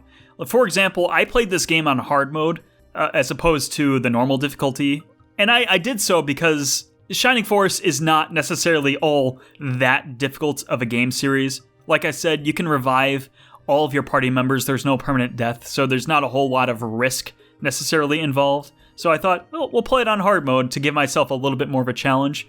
But it kind of gets a little annoyingly hard, especially since I'm playing this game for the first time. I didn't know what I was doing. I don't know who the best characters are. So play it on normal, I guess, if you're playing this game for the first time and you're interested in playing it. So that was definitely something that kind of hurt me. And also, I think the game just kind of drags. This game doesn't have a chapter system like the other Shining Force games. So it's like... It just progresses like an RPG, a normal RPG, in the sense that things just happen in the story, and the story just progresses. It's not divided up at all.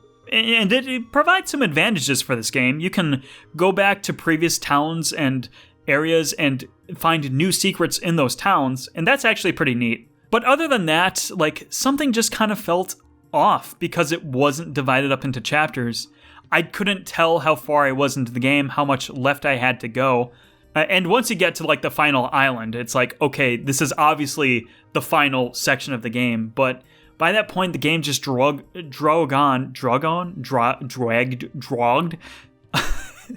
The game just meandered for so long that it kind of just tired me out by that point, and I just didn't quite enjoy playing it as much. And yeah, I don't think it's an inferior game to Shining Force 1, and I still enjoyed playing it, but I just didn't really connect with it nearly as much. In fact, I enjoyed plenty of games above it way more than this game.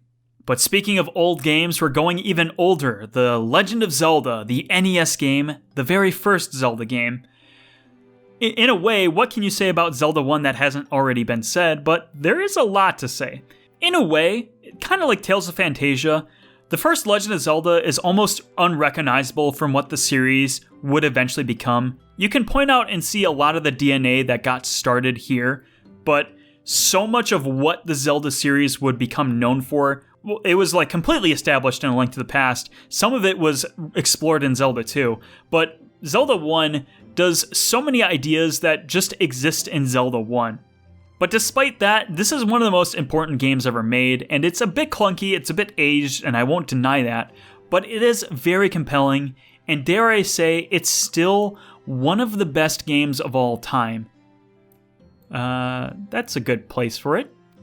I think the open world nature of the game, you can be able to go tackle it in any order you wish. You can do the dungeons all completely out of order if you want to.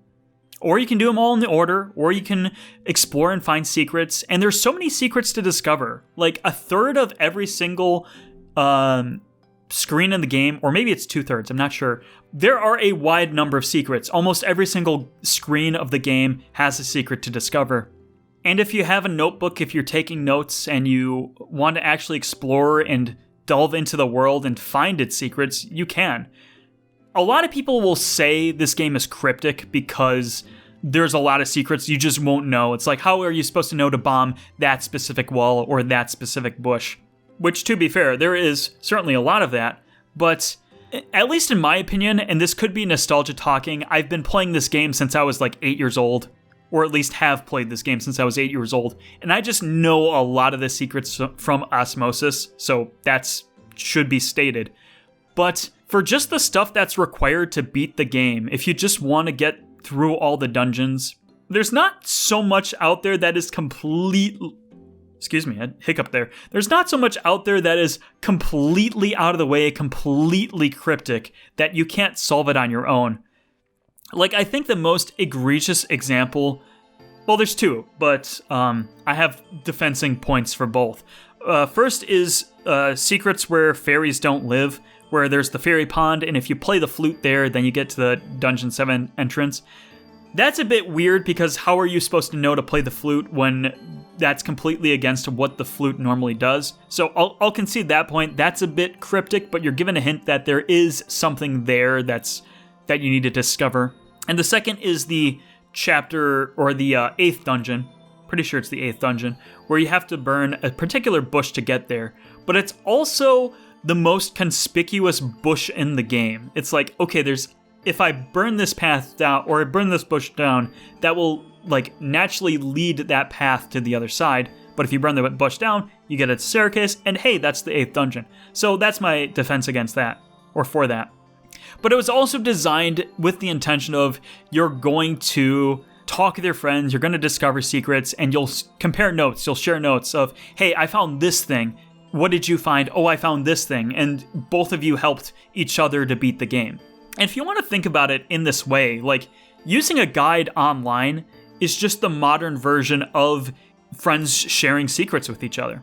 Everything for this game has been now documented. There's no more need to share secrets because all the secrets have been discovered. But if you want to think about it that way, just using a guide is a modern extension of what the game was designed to do in the first place. And personally speaking, the NES Zelda is one of my favorite Zeldas because it is kind of so counter and so different to what the Zelda series would become. And I think this game remains a fascinating time capsule and is also just so different from what games typically were of this era. And I think if you've never played this game before, you need to play this game at some point. So maybe get on that. And speaking of NES Zelda, we have Zelda 2.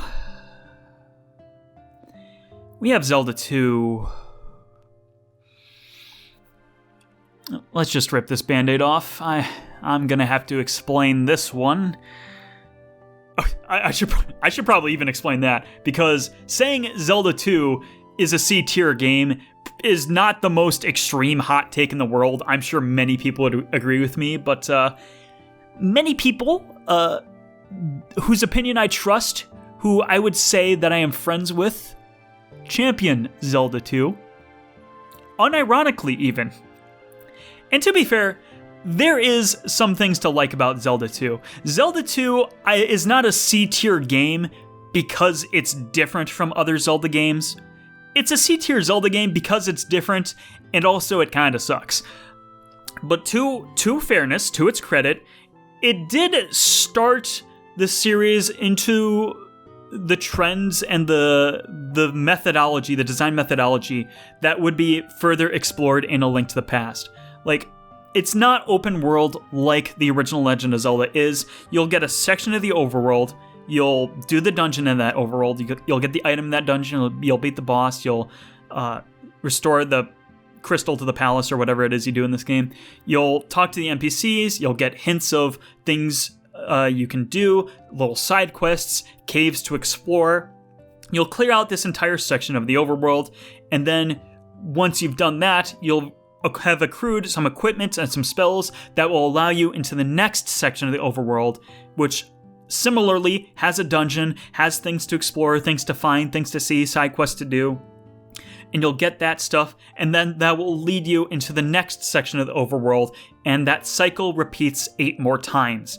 And it's a very immaculately designed way, because sort of like a Metroid game, the game's not leading you along with narrative trails, narrative and hint systems and all that. You're doing this exploration by yourself, but the game design is designed in a way where you're naturally led to the different areas of the world just by your own virtues and exploring and just getting new equipment. And that's really well designed, and that works very well for so much of the game, But particularly the 7th and 8th areas and dungeons is where the game gets cryptic.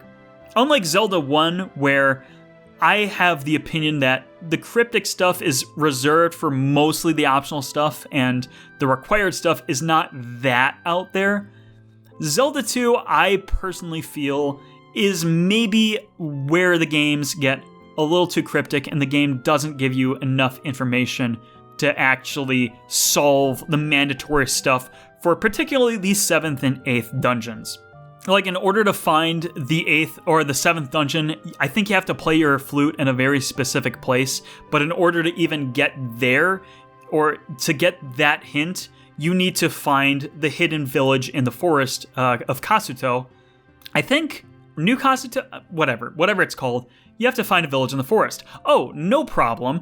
I can just walk around these forest tiles and eventually I'll find the town, right? Because that's how it worked for all the other event tiles in the forests of the previous areas, right? No, you have to use your hammer to chop down a tree to reveal the village, and then you can go in. And there is no indication that you can use your hammer to chop down the tree. Now, in the instruction manual, it says that, but if you're playing this game in the modern day, you don't have the instruction manual. And again, you could look it up online. You're probably going to look it up online regardless. But either way, like, that's not conveyed naturally through the game design, where the rest of the game did a pretty good job at that point. And beyond that, even beyond the cryptic nature of this particular section, like, you have to use the spell in the very end of the village to, I think, get the magic key, which is required to unlock all the doors in the 7th dungeon. I'm not going to state that with full certainty because I don't know that off the top of my head. I'm pretty sure that was the case, but I'm not certain. Either way, like, beyond just that, by this point, the game gets way too ridiculously difficult. Thankfully, I was playing the Switch Online version, so I could rewind, which I just did at this point, because the game demands and expects a lot from you, particularly when you get to the Great Palace. Enemy design and level layout is just flatly unfair, and when you manage to get to the very final boss of the game, like, I tried the final boss legitimately for so many attempts. I just couldn't do it. Eventually, I did the cheese strat where you just crouch in the corner, swing the sword, because I wanted to get done with the game at that point, and I knew how to get done with the game using that method. I just don't know how people were supposed to do that with no rewinding, no save states, no nothing. Obviously, it's been done, it's been documented, people have done it, and I guess if you dedicate your life to this game, you eventually just have to get good enough where you do it, and you learn and you do it. And I understand that. But I don't feel like putting in that commitment. And I think the game is way too hard. Did not need to rewind in Zelda 1 at all, despite Zelda 1 also being weirdly difficult, but Zelda 2 is just insane. The reason why I decided to put it in C tier above D tier, why it's not with Metroid Other M, is because the first, 75% of the game is legitimately good and well designed. It's just that final particular stretch which left such a bad taste in my mouth. If it wasn't for that, I would not mind putting this in B tier. But this is my opinion. Zelda 2 is kind of stinky. It is my least favorite Zelda game, which is not necessarily a hot take, but it does need to be explained because some people will need that explained in my certain circles. But A Link to the Past is a game I dearly love. Oh, I love this game so much. It is a personal S tier for me. Again, this is one of those games where it's like, what can you say about it that has not already been said? And honestly, I don't know what to say about it. It's A Link to the Past. It's great. It's fantastic. It is not only a game that defined a generation, but defined an entire series for nearly 20 years. Or 25 years? 25 years, actually, I think. Yeah. It defined a series for 25 years until what is currently our most recent entry in the series, Breath of the Wild, uprooted that and took more inspiration from Zelda 1 again. So every single Zelda game owes so much to A Link to the Past. And what I love about it is that it incentivizes exploration in a way that most Zelda games after it really don't. A lot of the Zelda games afterward became much more streamlined, they were much more easy, the combat was toned down, the difficulty was toned down, but Link to the Past gives you a lot of incentives to explore, and some of that wasn't well thought through. Like, for one of the bosses, you need a certain item that you can find in the overworld, which is not a particularly difficult item to find, but you do need to find it beforehand, and if you don't, then you're just kind of screwed for that boss, which I think is poor design. But I think that's really the one blemish on this otherwise fantastic game. This is a very comfortable game, one that I could play over and over again. I don't usually. I play this game once every few years, but I love this game. This is also one of my favorite Zelda games because it's so classic and so fun and so quintessentially Zelda. And it is, without a doubt, the best of this particular trilogy of Zelda games that I happen to play this year. I love it. It's a fantastic game. In fact, you know what? I like it more than Final Fantasy V. You know what? I like it more than CrossCode. That's the thing about me. I say that, like, these 4 games are some of my favorite games of all time. Like, my top 10 video games of all time list is like 50 video games long, to be honest. I'm indecisive, and I have a lot of favorites, and I have a lot of favorites for different reasons. But anyway, we're halfway done. We still have a long way to go. WarioWare is a game I don't need to spend too much time talking about, though, because WarioWare is what it is. It's micro minigame mayhem. Just loads up a small little distraction for you to figure out and explore and play within 4 seconds, and then you're on to the next microgame. It's a very simple formula, but it works. It's obviously a series that's continued for this long because it works so well. And I enjoy this game quite immensely. It's probably highest of B tier, but not much more than that. It's so hard to describe because it's so varied, and you could get not necessarily a different experience from what I get, but there's just so many different things to talk about. You have to talk about the microgames individually, and can't really do that without them on hand, obviously. But also, there's so much to talk about within them, but there's not enough time to talk about it because you're on to the next one just that quickly. But it's a B-tier game. If you get the chance to play it because it's quite fun. Sadly, did not get the chance to play the newest WarioWare game this year, but whatever. It's how it is. But Shovel Knight, though, I did get the chance to play that again. And again, what can you say about Shovel Knight that hasn't already been said? Another one of my favorite games of all time. This time I played it with an analytical mind. I plan to make a video of it. I still plan to, but it's a pretty involved project, so I don't know how long it's going to be before that eventually comes around, but if you like Mega Man, if you like NES-style platformers, if you like just 2D platformers in general, give it a shot. Again, it's on basically everything. In fact, if you follow me, if you follow the particular circles I'm a part of, you probably have already played this game before. But if you haven't, pick it up sometime. If it's on sale, if it's not, just keep it on the wish list if you're not interested right away, but get around to this game at some point because it's extremely well designed. Hopefully I can make that video eventually and tell you why it's so extremely well designed. Psychonauts 2 is another game that I quite enjoyed immensely. One of my other game of the years. It was honestly between this and Tales of Arise for my game of the year. I honestly think it's way better of a game than Tales of Arise. It's probably my lowest A tier. But it's an extremely solid 3D platformer. It's funny, it's witty, it's humorous, it's got a great style to it.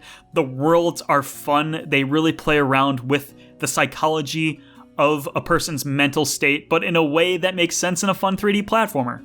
It didn't leave quite as strong of an impression on me as the first Psychonauts did, but first Psychonauts had a lot more nostalgia it's pulling from. Psychonauts 2 is very fresh, very recent, but I can say that it stands as an equal to the first Psychonauts, and I said this in my Game of the Year video, so you probably understand and know what I'm saying.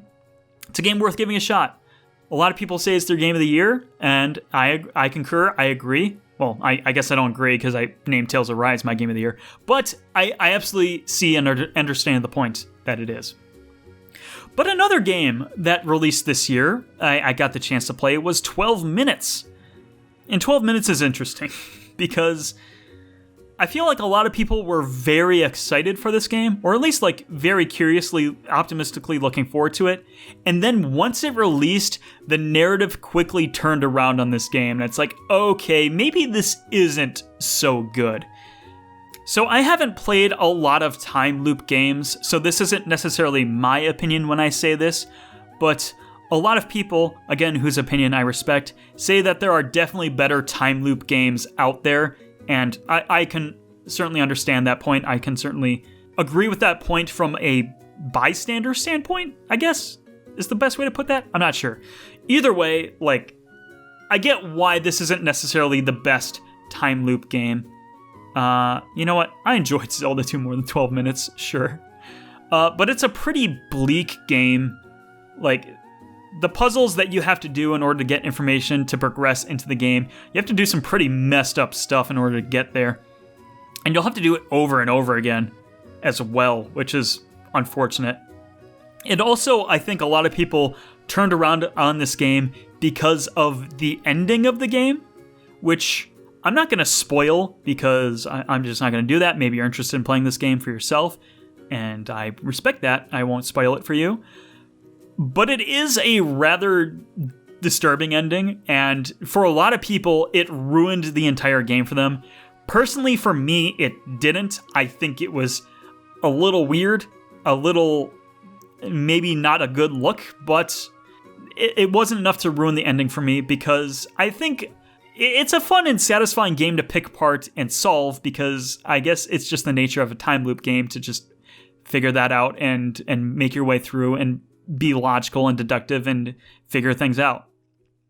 But it's not an experience I would obviously recommend heartily, hence why it's lowest of C tier as of right now. But yeah, not much more to say about it other than that. If you have 4 hours to burn and you want just a game to play through in a singular sitting, Metroid Zero Mission is the game for you. But if you have Game Pass and you want to just try something completely new and out there, Psychonauts 2 is a very fantastic game. Sorry, 12 minutes, but you just didn't really do it for me. Oh, hey, Chrono Trigger. I love Chrono Trigger.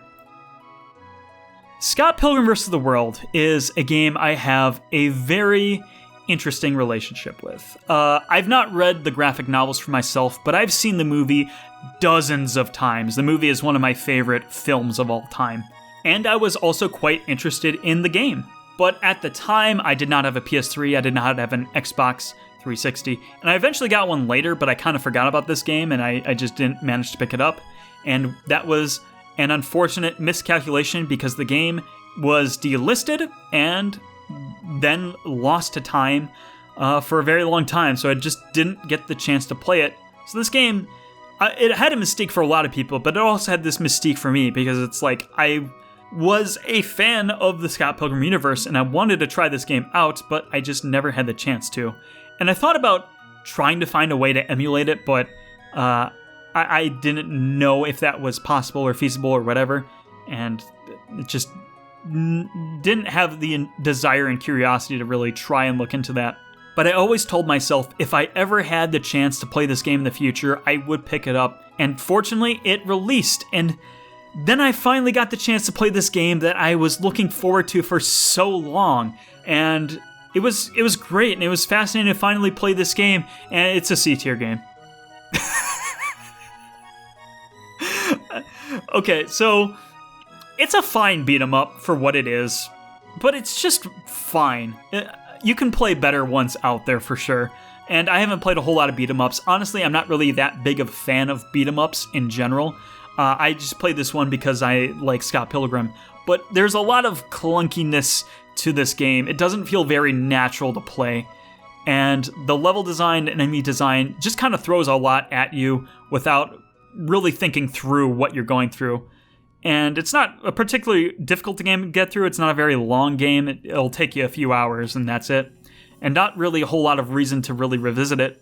It's fun for what it is, and if you can get a few friends together to play it with you, like, great. Awesome. And I'm glad to have played it just to say that I've played it finally, but definitely did not live up to the internal desire and hype that I wished it to. And I didn't expect it to because I knew it wasn't necessarily that special or good of a game, but it's a rather bit of a bummer to see it in C tier. No More Heroes is a fascinating game to talk about. I would have gladly put this game in C tier after I finished it because it's not a very well designed or well thought out. It's not a very good game. Let's put it that way. I didn't find it very fun to play. It was very annoying. You have to do these side missions, which thematically are appropriate, I'll give it that, but were just tedious and time-consuming and whatever. And yeah, I would have put it in C tier and not felt bad about it. But then I decided to play it again for some reason. I'm not sure why. Actually, I am sure why, because I didn't record footage of it when I was playing it by myself, and I had things to talk about, and I think this would make a very good video discussion topic. I'll play it again. But then something clicked. Nothing really changed about how I necessarily felt about the game, but something finally made sense in a way it didn't before. I don't know why, I don't know what, switch was flipped in my mind, but something changed. And I might put it up in B tier. In fact, I will put it up in B tier. Yeah, that's a good spot for it. I really don't know what happened. I don't think this is necessarily a good action game. I think it's very sloppy and clunky. I think its story is again, thematically rich, but also it just kind of loses itself and doesn't really know what it's doing. And it almost sells the annoyance too much. Frustration is definitely key to the narrative of this game, but it almost frustrates the player too much. You have to do so many side jobs by the end of the game, and it's frankly ridiculous.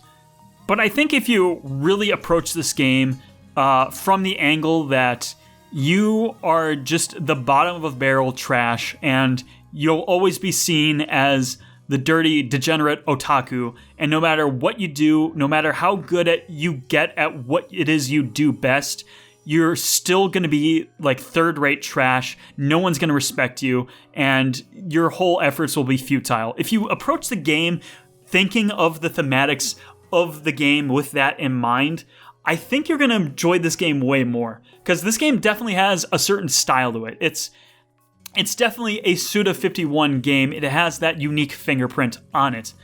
Admittedly, I think this is the only Suda51 game I've played. I'm pretty sure. But you even if you haven't played his games before, you're probably aware of the style of this particular director. And if you approach the games trying to appreciate the mindset that is given with them, I think you're going to enjoy this game a lot. Or at least a lot more than I certainly did on my first playthrough. Because there's a lot here to really delve into talk about. I really want to talk about... I've been teasing it throughout the different discussions, like with Judgment, for example. But the idea of thematic design being annoying to play, but annoying to play with a purpose. I really want to make a video exploring that. And I will probably someday, but... I gotta really think through that video, because that video deserves the most research I can possibly give it. So, tease for the future, I guess. Alright, Castlevania, Symphony of the Night. I played through all the Metroid games in the earlier year, and now I played through Castlevania. I've experienced both sides of the Metroidvania, although I didn't play every Castlevania game, I just played Symphony of the Night. And this game is fantastic. I loved this game a lot. S-tier game, absolutely.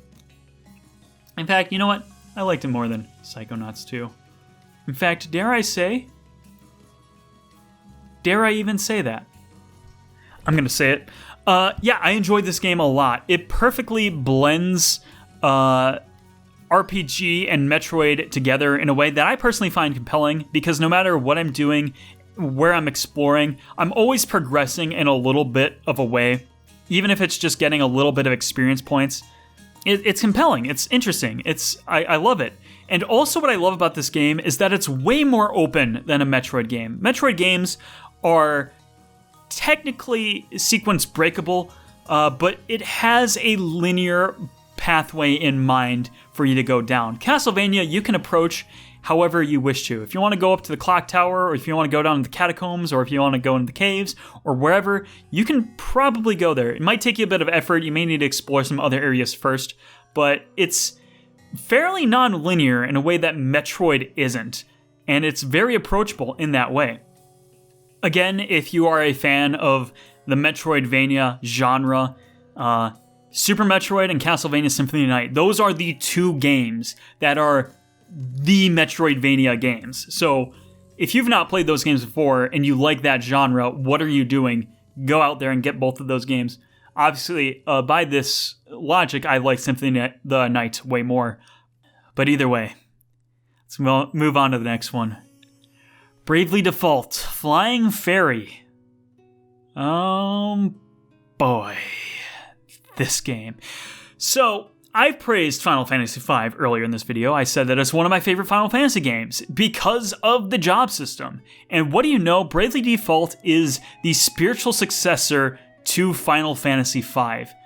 And when I played this game for the first time, I fell in love with it very quickly. I got into the job system, I was playing around, I was exploring with it, I was having a good time, I was progressing the game, and the story, kind of like Final Fantasy V, is nothing too special, but it works for what it is, you know?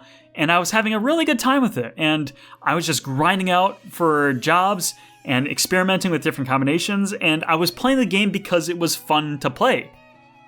And after this whole 30-hour adventure, I get ready to make it to the final stretch of the game, and I get there, and the thing happens. And if you played this game, you know what the thing is. And I knew going in that there was a reason people didn't like the ending of this game. And I didn't know what that reason was when I initially started. I kind of had an idea. When the thing happened, I was like, okay, yeah, this actually makes sense. I expected it to be something like this. And it worked. I will say that it worked because by the time you get to the thing, it just means you have an excuse to actually play around with the job system more. Because by the time the thing is about to happen, you've just got your final job in the game. Well, not the final job, you get the final job later, but like the second to last job, because the final job's a secret job. I'm meandering. You have all these jobs that you just got all of, so when the thing happens, it's like, oh cool, now I get to use all these jobs and experiment and play around with them more, and I get the excuse to master them. And that's awesome, that's great. So you're playing the game for like 10 more hours, and it's still a pretty fun time. And then you get to the final stretch, and then the thing happens again. And it's like, what the hell? Okay, well, I'll just go along and do the rest of this, I guess. I mean, the thing couldn't possibly happen for another time, right? So you go around, you do it, you get to the final stretch, the thing happens again. And it's like, oh god, okay. So you do all that you need to do. You do all that. The goddamn thing happens again. This thing that's like, okay, the first time it happened, like, I get it, I can defend it, I can get behind it because it makes sense in context of the game. But then it happens another time. The thing happens 5 goddamn times in this game. And it just makes the game repetitive and a slog and boring and one of the most miserable video game experiences I've ever had playing a video game. It was infuriatingly bad. And it's made worse because the characters know what's going on. And I will give it credit for this. The twist, the story reason for why the thing happens is actually really damn clever.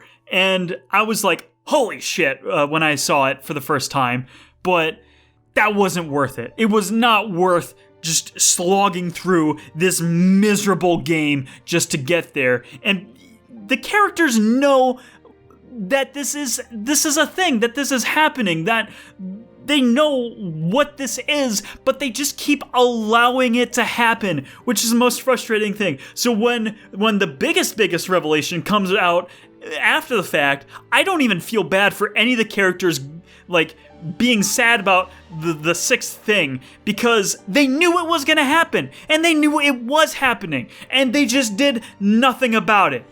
And the whole game is miserable because they want to get this whole point across. This game is a sunk cost fallacy. Every time you think, okay, now I gotta be getting to the end of the game because it's just that time. We're getting there, it can't possibly happen again, and it happens again. It keeps moving the goalpost back, and it's just awful and infuriating and miserable. And you wanna know what the worst part of it is? The worst part is, I play this game, I get to the end, I finally finish the game, and after all of that, it has the audacity to end on a goddamn cliffhanger. You, Bravely Default piece of shit game. Resident Evil 3 remake version, I've not played the original, but Resident Evil 3 Remake has a lot of baggage associated with it. Not quite like an Other M kind of baggage, but it's one of those games where it's very widely perceived to be worse than the original game. And again, I say this, I've not played the original, so I'm basing only what I think of off the remake, just to make that absolutely clear. And to be fair, I don't think I would have played this game on my own. I think I only played this, I definitely only played this game because a friend of mine had it, and we played Resident Evil 2 together, so, and unfortunately we didn't get the chance to see each other for a pretty long time, so we could not play Resident Evil 3 when it came out like we did 2. So we only just got around to it earlier this year, or later last year. We played in like October, close to Halloween, spooky time. And I will say that based on what I played, it was fine. Was it the best Resident Evil game? No. Is it one of my least favorite? Probably, from what I've played. But it was fine. It was fun. Again, I wouldn't have necessarily sought after that experience if it wasn't for my friend who had the game already. But for what it was fairly enjoyable.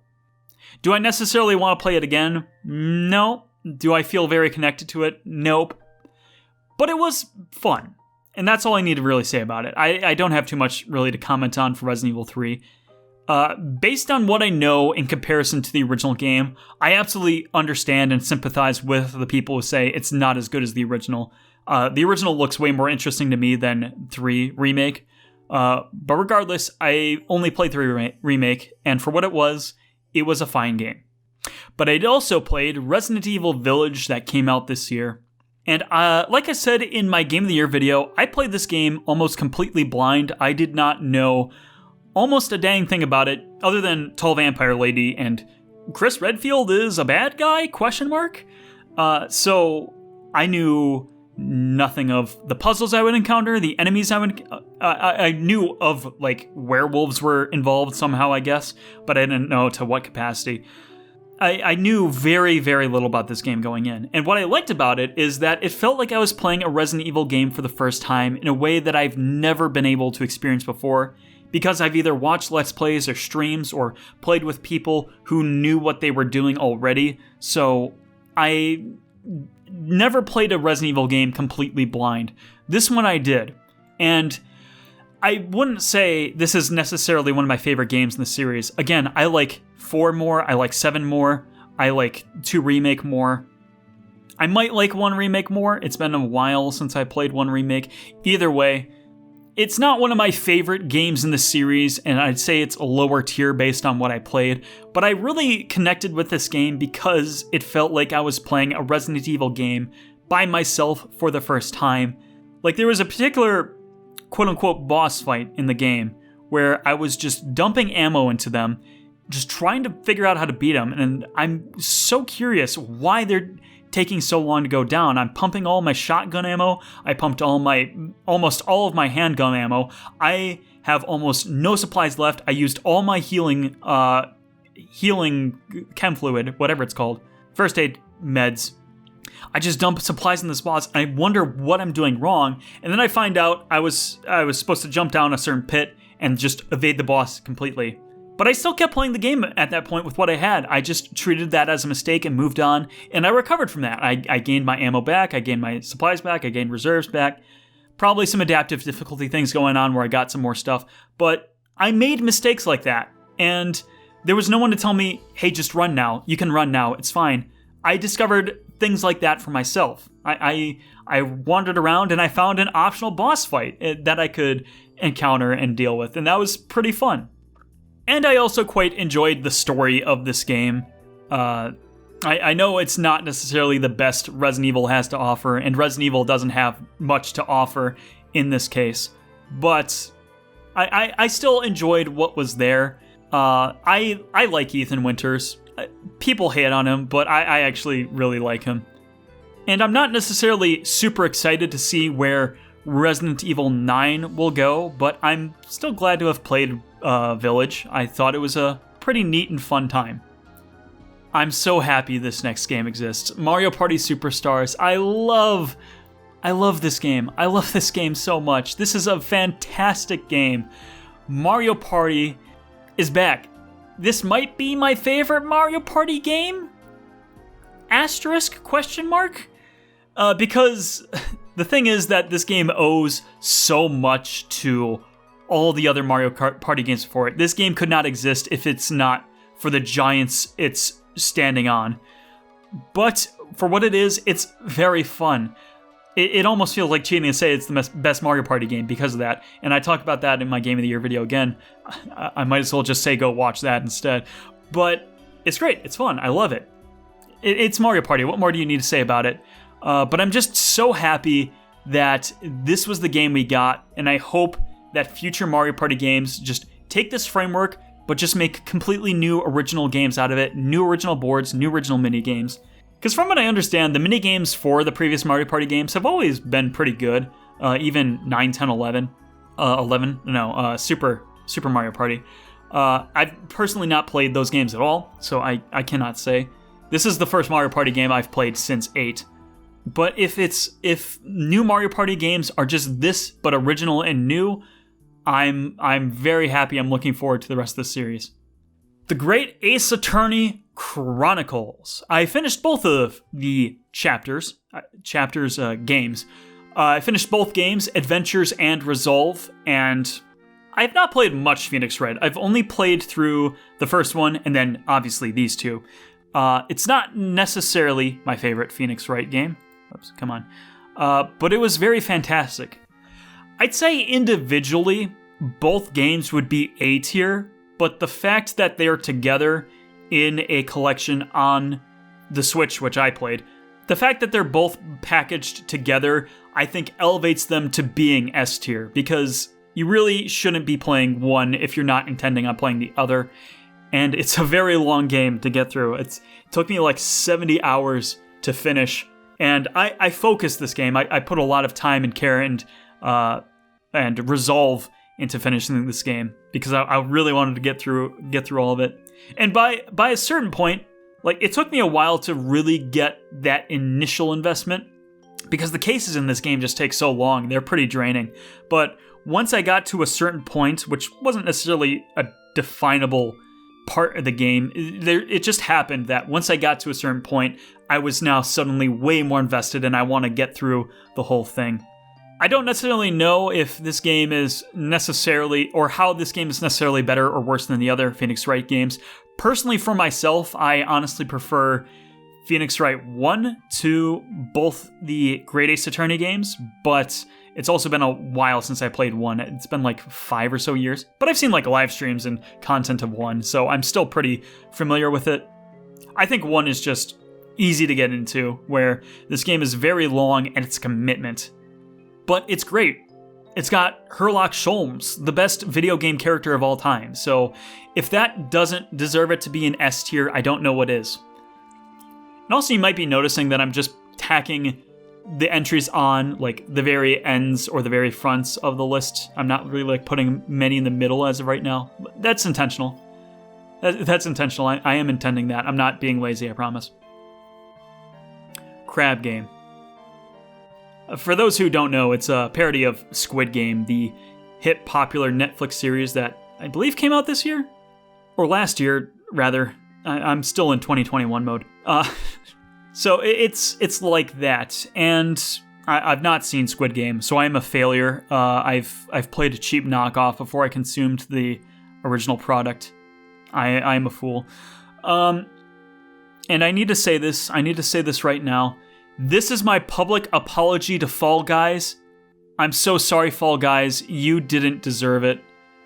You didn't deserve it, Fall Guys. You should have been in B tier. I'm sorry. I can't make up for it now. I made the list. People will always reflect back on that list and say that Fall Guys was a C tier game according to Chris the Fields. But the least I can do for it right now is just say Crab Game is D tier. Because for what it is, it's a reasonably fun game. Like, they have a fairly fine selection of mini games to play. Because, I mean, it's an elimination-based game. So you do a task, and if you do the task successfully, congratulations, you win. You get to move on. If you don't, you're eliminated. That's it. Very simple in terms of that kind of concept. But it gets very tiring and very old very quickly, and if I was not playing with friends like I was with Crab Game, I would have definitely... I mean, I wouldn't have even played the game at all in the first place, to be honest. But I definitely would have quit early because it's kind of an ugly game, and it feels like a knockoff game. And the community is not very friendly. If you go into a lobby, you will hear a racial slur at some point, which is not very good, which is very unfortunate, but it will happen. And after maybe 3 or so hours of the game, I uninstalled it. I did not look back, and I only view it fondly as an ironic memory. And yet it was still a less miserable game than Metroid Other M and Bravely Default, so I guess take with that what you will. Kingdom Hearts! Okay, so when I first played Kingdom Hearts back in 2018, I don't want to say that I didn't like the game, because I did, for sure, but it annoyed me in a very particular, I guess not even in a particular way, it just kind of annoyed me. And I did not necessarily look back on the game all that fondly. I eventually went on to play Kingdom Hearts 2, which I liked more, at least at the time, because looking back, having played Kingdom Hearts again, it was just one of those urges that I had. Something in my brain was telling me, hey, let's try Kingdom Hearts again. So we tried Kingdom Hearts again, and I came away from this game with a greater appreciation for it than I previously had before. This game has a lot of cool ideas, and it really feels like it was a passion project. Like Kingdom Hearts 3, which I played a few years ago, and I even liked, I kind of felt like it was an obligation. Like, they made this game because Kingdom Hearts is a game series that they make. But Kingdom Hearts 1 was very inventive, very creative, and it feels like they really put their all into making this game. Not necessarily in terms of budget or production or anything like that, because it does feel like playing a B-tier game from Square Enix, or just kind of like a B-tier game of that era, you know? But it has a lot of heart. It has a lot of charm. And I think if you play this game and you open your mind to that childlike exploration and wonder, I think you'll enjoy this game way more than you would if you otherwise could enjoy it. And I promise this is intentional, that we're just putting these games at the top or the bottoms of the tiers. I know there hasn't been a lot of middle ones for a while, but either way, I really ended up enjoying Kingdom Hearts way more than I did previously. And then I also just found the time to play through Chain of Memories, the Game Boy Advance version, not the PS2 remake, which I hear conflicting reports of whether or not the PS2 remake is better or worse than the Game Boy Advance version. Either way, I played the Game Boy Advance version because I have nostalgia for this one, though. Because this was my very first Kingdom Hearts game. Not the very first Kingdom Hearts game I was exposed to. I saw Kingdom Hearts 1 when I was maybe 6 or 7 years old. Did not get to play it for myself because, older brother and their friends, and they take priority over the little child. But Kingdom Hearts Chain of Memories was the first Kingdom Hearts game I got to play for myself. And again, it was one of those cases where I wasn't sure if I'd look back on it favorably, or if I played this game, if I would think of it favorably, because most people don't really look back on this game and say, oh yeah, Chain of Memories, that was an excellent game. But I really enjoyed it. I really fell in love with this game again. Is it one of my favorites in the series? Yeah, I'd say so. A lot of other Kingdom Hearts games I'm just kind of bored to tears by, but something about Chain of Memories was oddly compelling. Not the best, certainly. Well below Kingdom Hearts, and like I said, below Like a Dragon and between Prime Corruption. I feel like that's where my general vibe is at with this game. My general enjoyment factor. But as someone who doesn't like deck building or card building, I actually thought it was kind of a neat mechanic to build a deck and customize how you want Sora to operate, and to get new cards, find new discoveries. I think the worlds and kind of how you traverse them is an interesting idea, not necessarily amazing, but working under the limitations of a Game Boy Advance game, it works rather well. And it definitely feels like too much of a rehash of Chain of Memories, or of Kingdom Hearts 1, which is why I think the Game Boy Advance version always appealed to me more, because it just takes what Kingdom Hearts 1 was and just translates it into a handheld format. So it's actually just kind of cool to see how they reinterpret that, and then you just get more lore and story beyond that. But speaking of the story, I actually really like the story in this game. It definitely is like just an interim game between Kingdom Hearts 1 and 2, but it does play around with some neat ideas. Like, I think the prospect of Sora losing his memories, but then also regaining memories he previously, not repressed, but just happened to cast aside because other things came up in life. To lose is to forget is to lose, or whatever it is that saying was. Either way, I think it brings the character of Naminé into the Kingdom Hearts series in a pretty natural way, because it's just a childhood friend that Sora forgot about. Not because of any particular reason, but just because she left and new people came in, you know? And I think that's actually kind of a neat story. It's hard to relate to because we never find ourselves in a situation where we deliberately lose memories and then regain old ones. And the concept of how memory works works in a very Kingdom Hearts fashion, in a way. I think it's a rather neat story. And also Riku's story of overcoming the darkness and learning to accept himself. I didn't quite like it his story as much as Sora's, which I guess is a little bit of a hot take, because I think most people prefer Riku in this game, but it was still fun to play through regardless. And I think it's a pretty neat game. I would not mind going back to play this game again, but I think I'd have to play it with someone who is not familiar with Kingdom Hearts and wants to get into it, and then I'd be like, okay, yeah, here it is. Here's how you play this game, here's how it is, and then we could talk about the story and the lore together. I'd actually really like to do that one time, is to play the Kingdom Hearts games with someone who doesn't really know them, and then we could discuss them as we go along. But either way, that's all I have to say about that. So next up is Sin and Punishment. I don't have much to say about this game because there's not much to this game. It's a very short game. It only takes like an hour and a half to beat. This is, if you've ever played Kid Icarus Uprising, this is sort of like the proto game to that concept. Essentially, you're this character and you're running around, you're shooting on rails. Think of like Star Fox, but if you could move your cursor and the ship independently. So you can run around the environments going side to side, shooting enemies and obstacles and things like that in your way. And you'll fight bosses, you'll fight plenty of boss fights, you'll have many obstacles you'll need to run around and dodge. It's a very fascinating game. There's not a whole lot to it. Like I said, it's only like an hour and a half long. It feels very much like an arcade game. It's got that kind of vibe to it. But if you're into that and you have an hour and a half to spare, I think it's a game worth looking into. It's definitely a bit clunky. You'll have to get used to it. You'll need to play it on some kind of emulator. I played it personally on the Wii U Virtual Console, which I think is preferable because you can remap the analog stick to the right stick, which means it just works like a right stick in any other game. So that feels a lot more natural, but emulate the game in some sort of fashion. Because how else are you going to play it otherwise? It is also available on Switch Online, but most people don't like the N64 Switch Online, so I don't know how it really works on there. But either way, it's a pretty fascinating game.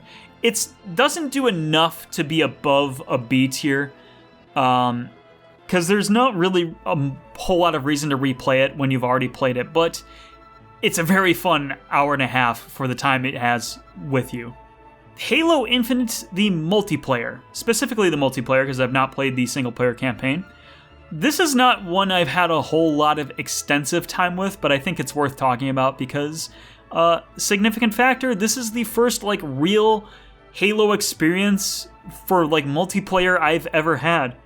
I've been able to play, couch competitive with, my brother and some of his friends and whatnot, so, on the original Xbox. So I've had multiplayer experiences with Halo, but never the culture of being able to go online. I never had a 360, I never had Xbox Live when we had the original Xbox. So I can play the Halo Infinite multiplayer, and it's for free, and that's even better, because I would not have mind spending money on a Game Pass subscription for a month, or even just buying the game to play it with friends online, but I can play for free online with friends, and that's awesome. And it's always a good time I have with friends when I play it, but unfortunately I just don't have a lot to say other than that. It's fine, it's a great shooter, it's great to vibe out with friends with, but like I said, there's not a whole lot to say there that I don't think you really need to say otherwise. Chroma Squad. In my now recent endeavor in playing a lot of strategy role-playing games, Chroma Squad was one of the first on the list that I just decided to go ahead with. If you're not familiar with this game, imagine Power Rangers, but it's a strategy role-playing game. So it's got that kind of fun angle around it. You have to work together as a team to do these challenges and make the best episodes possible.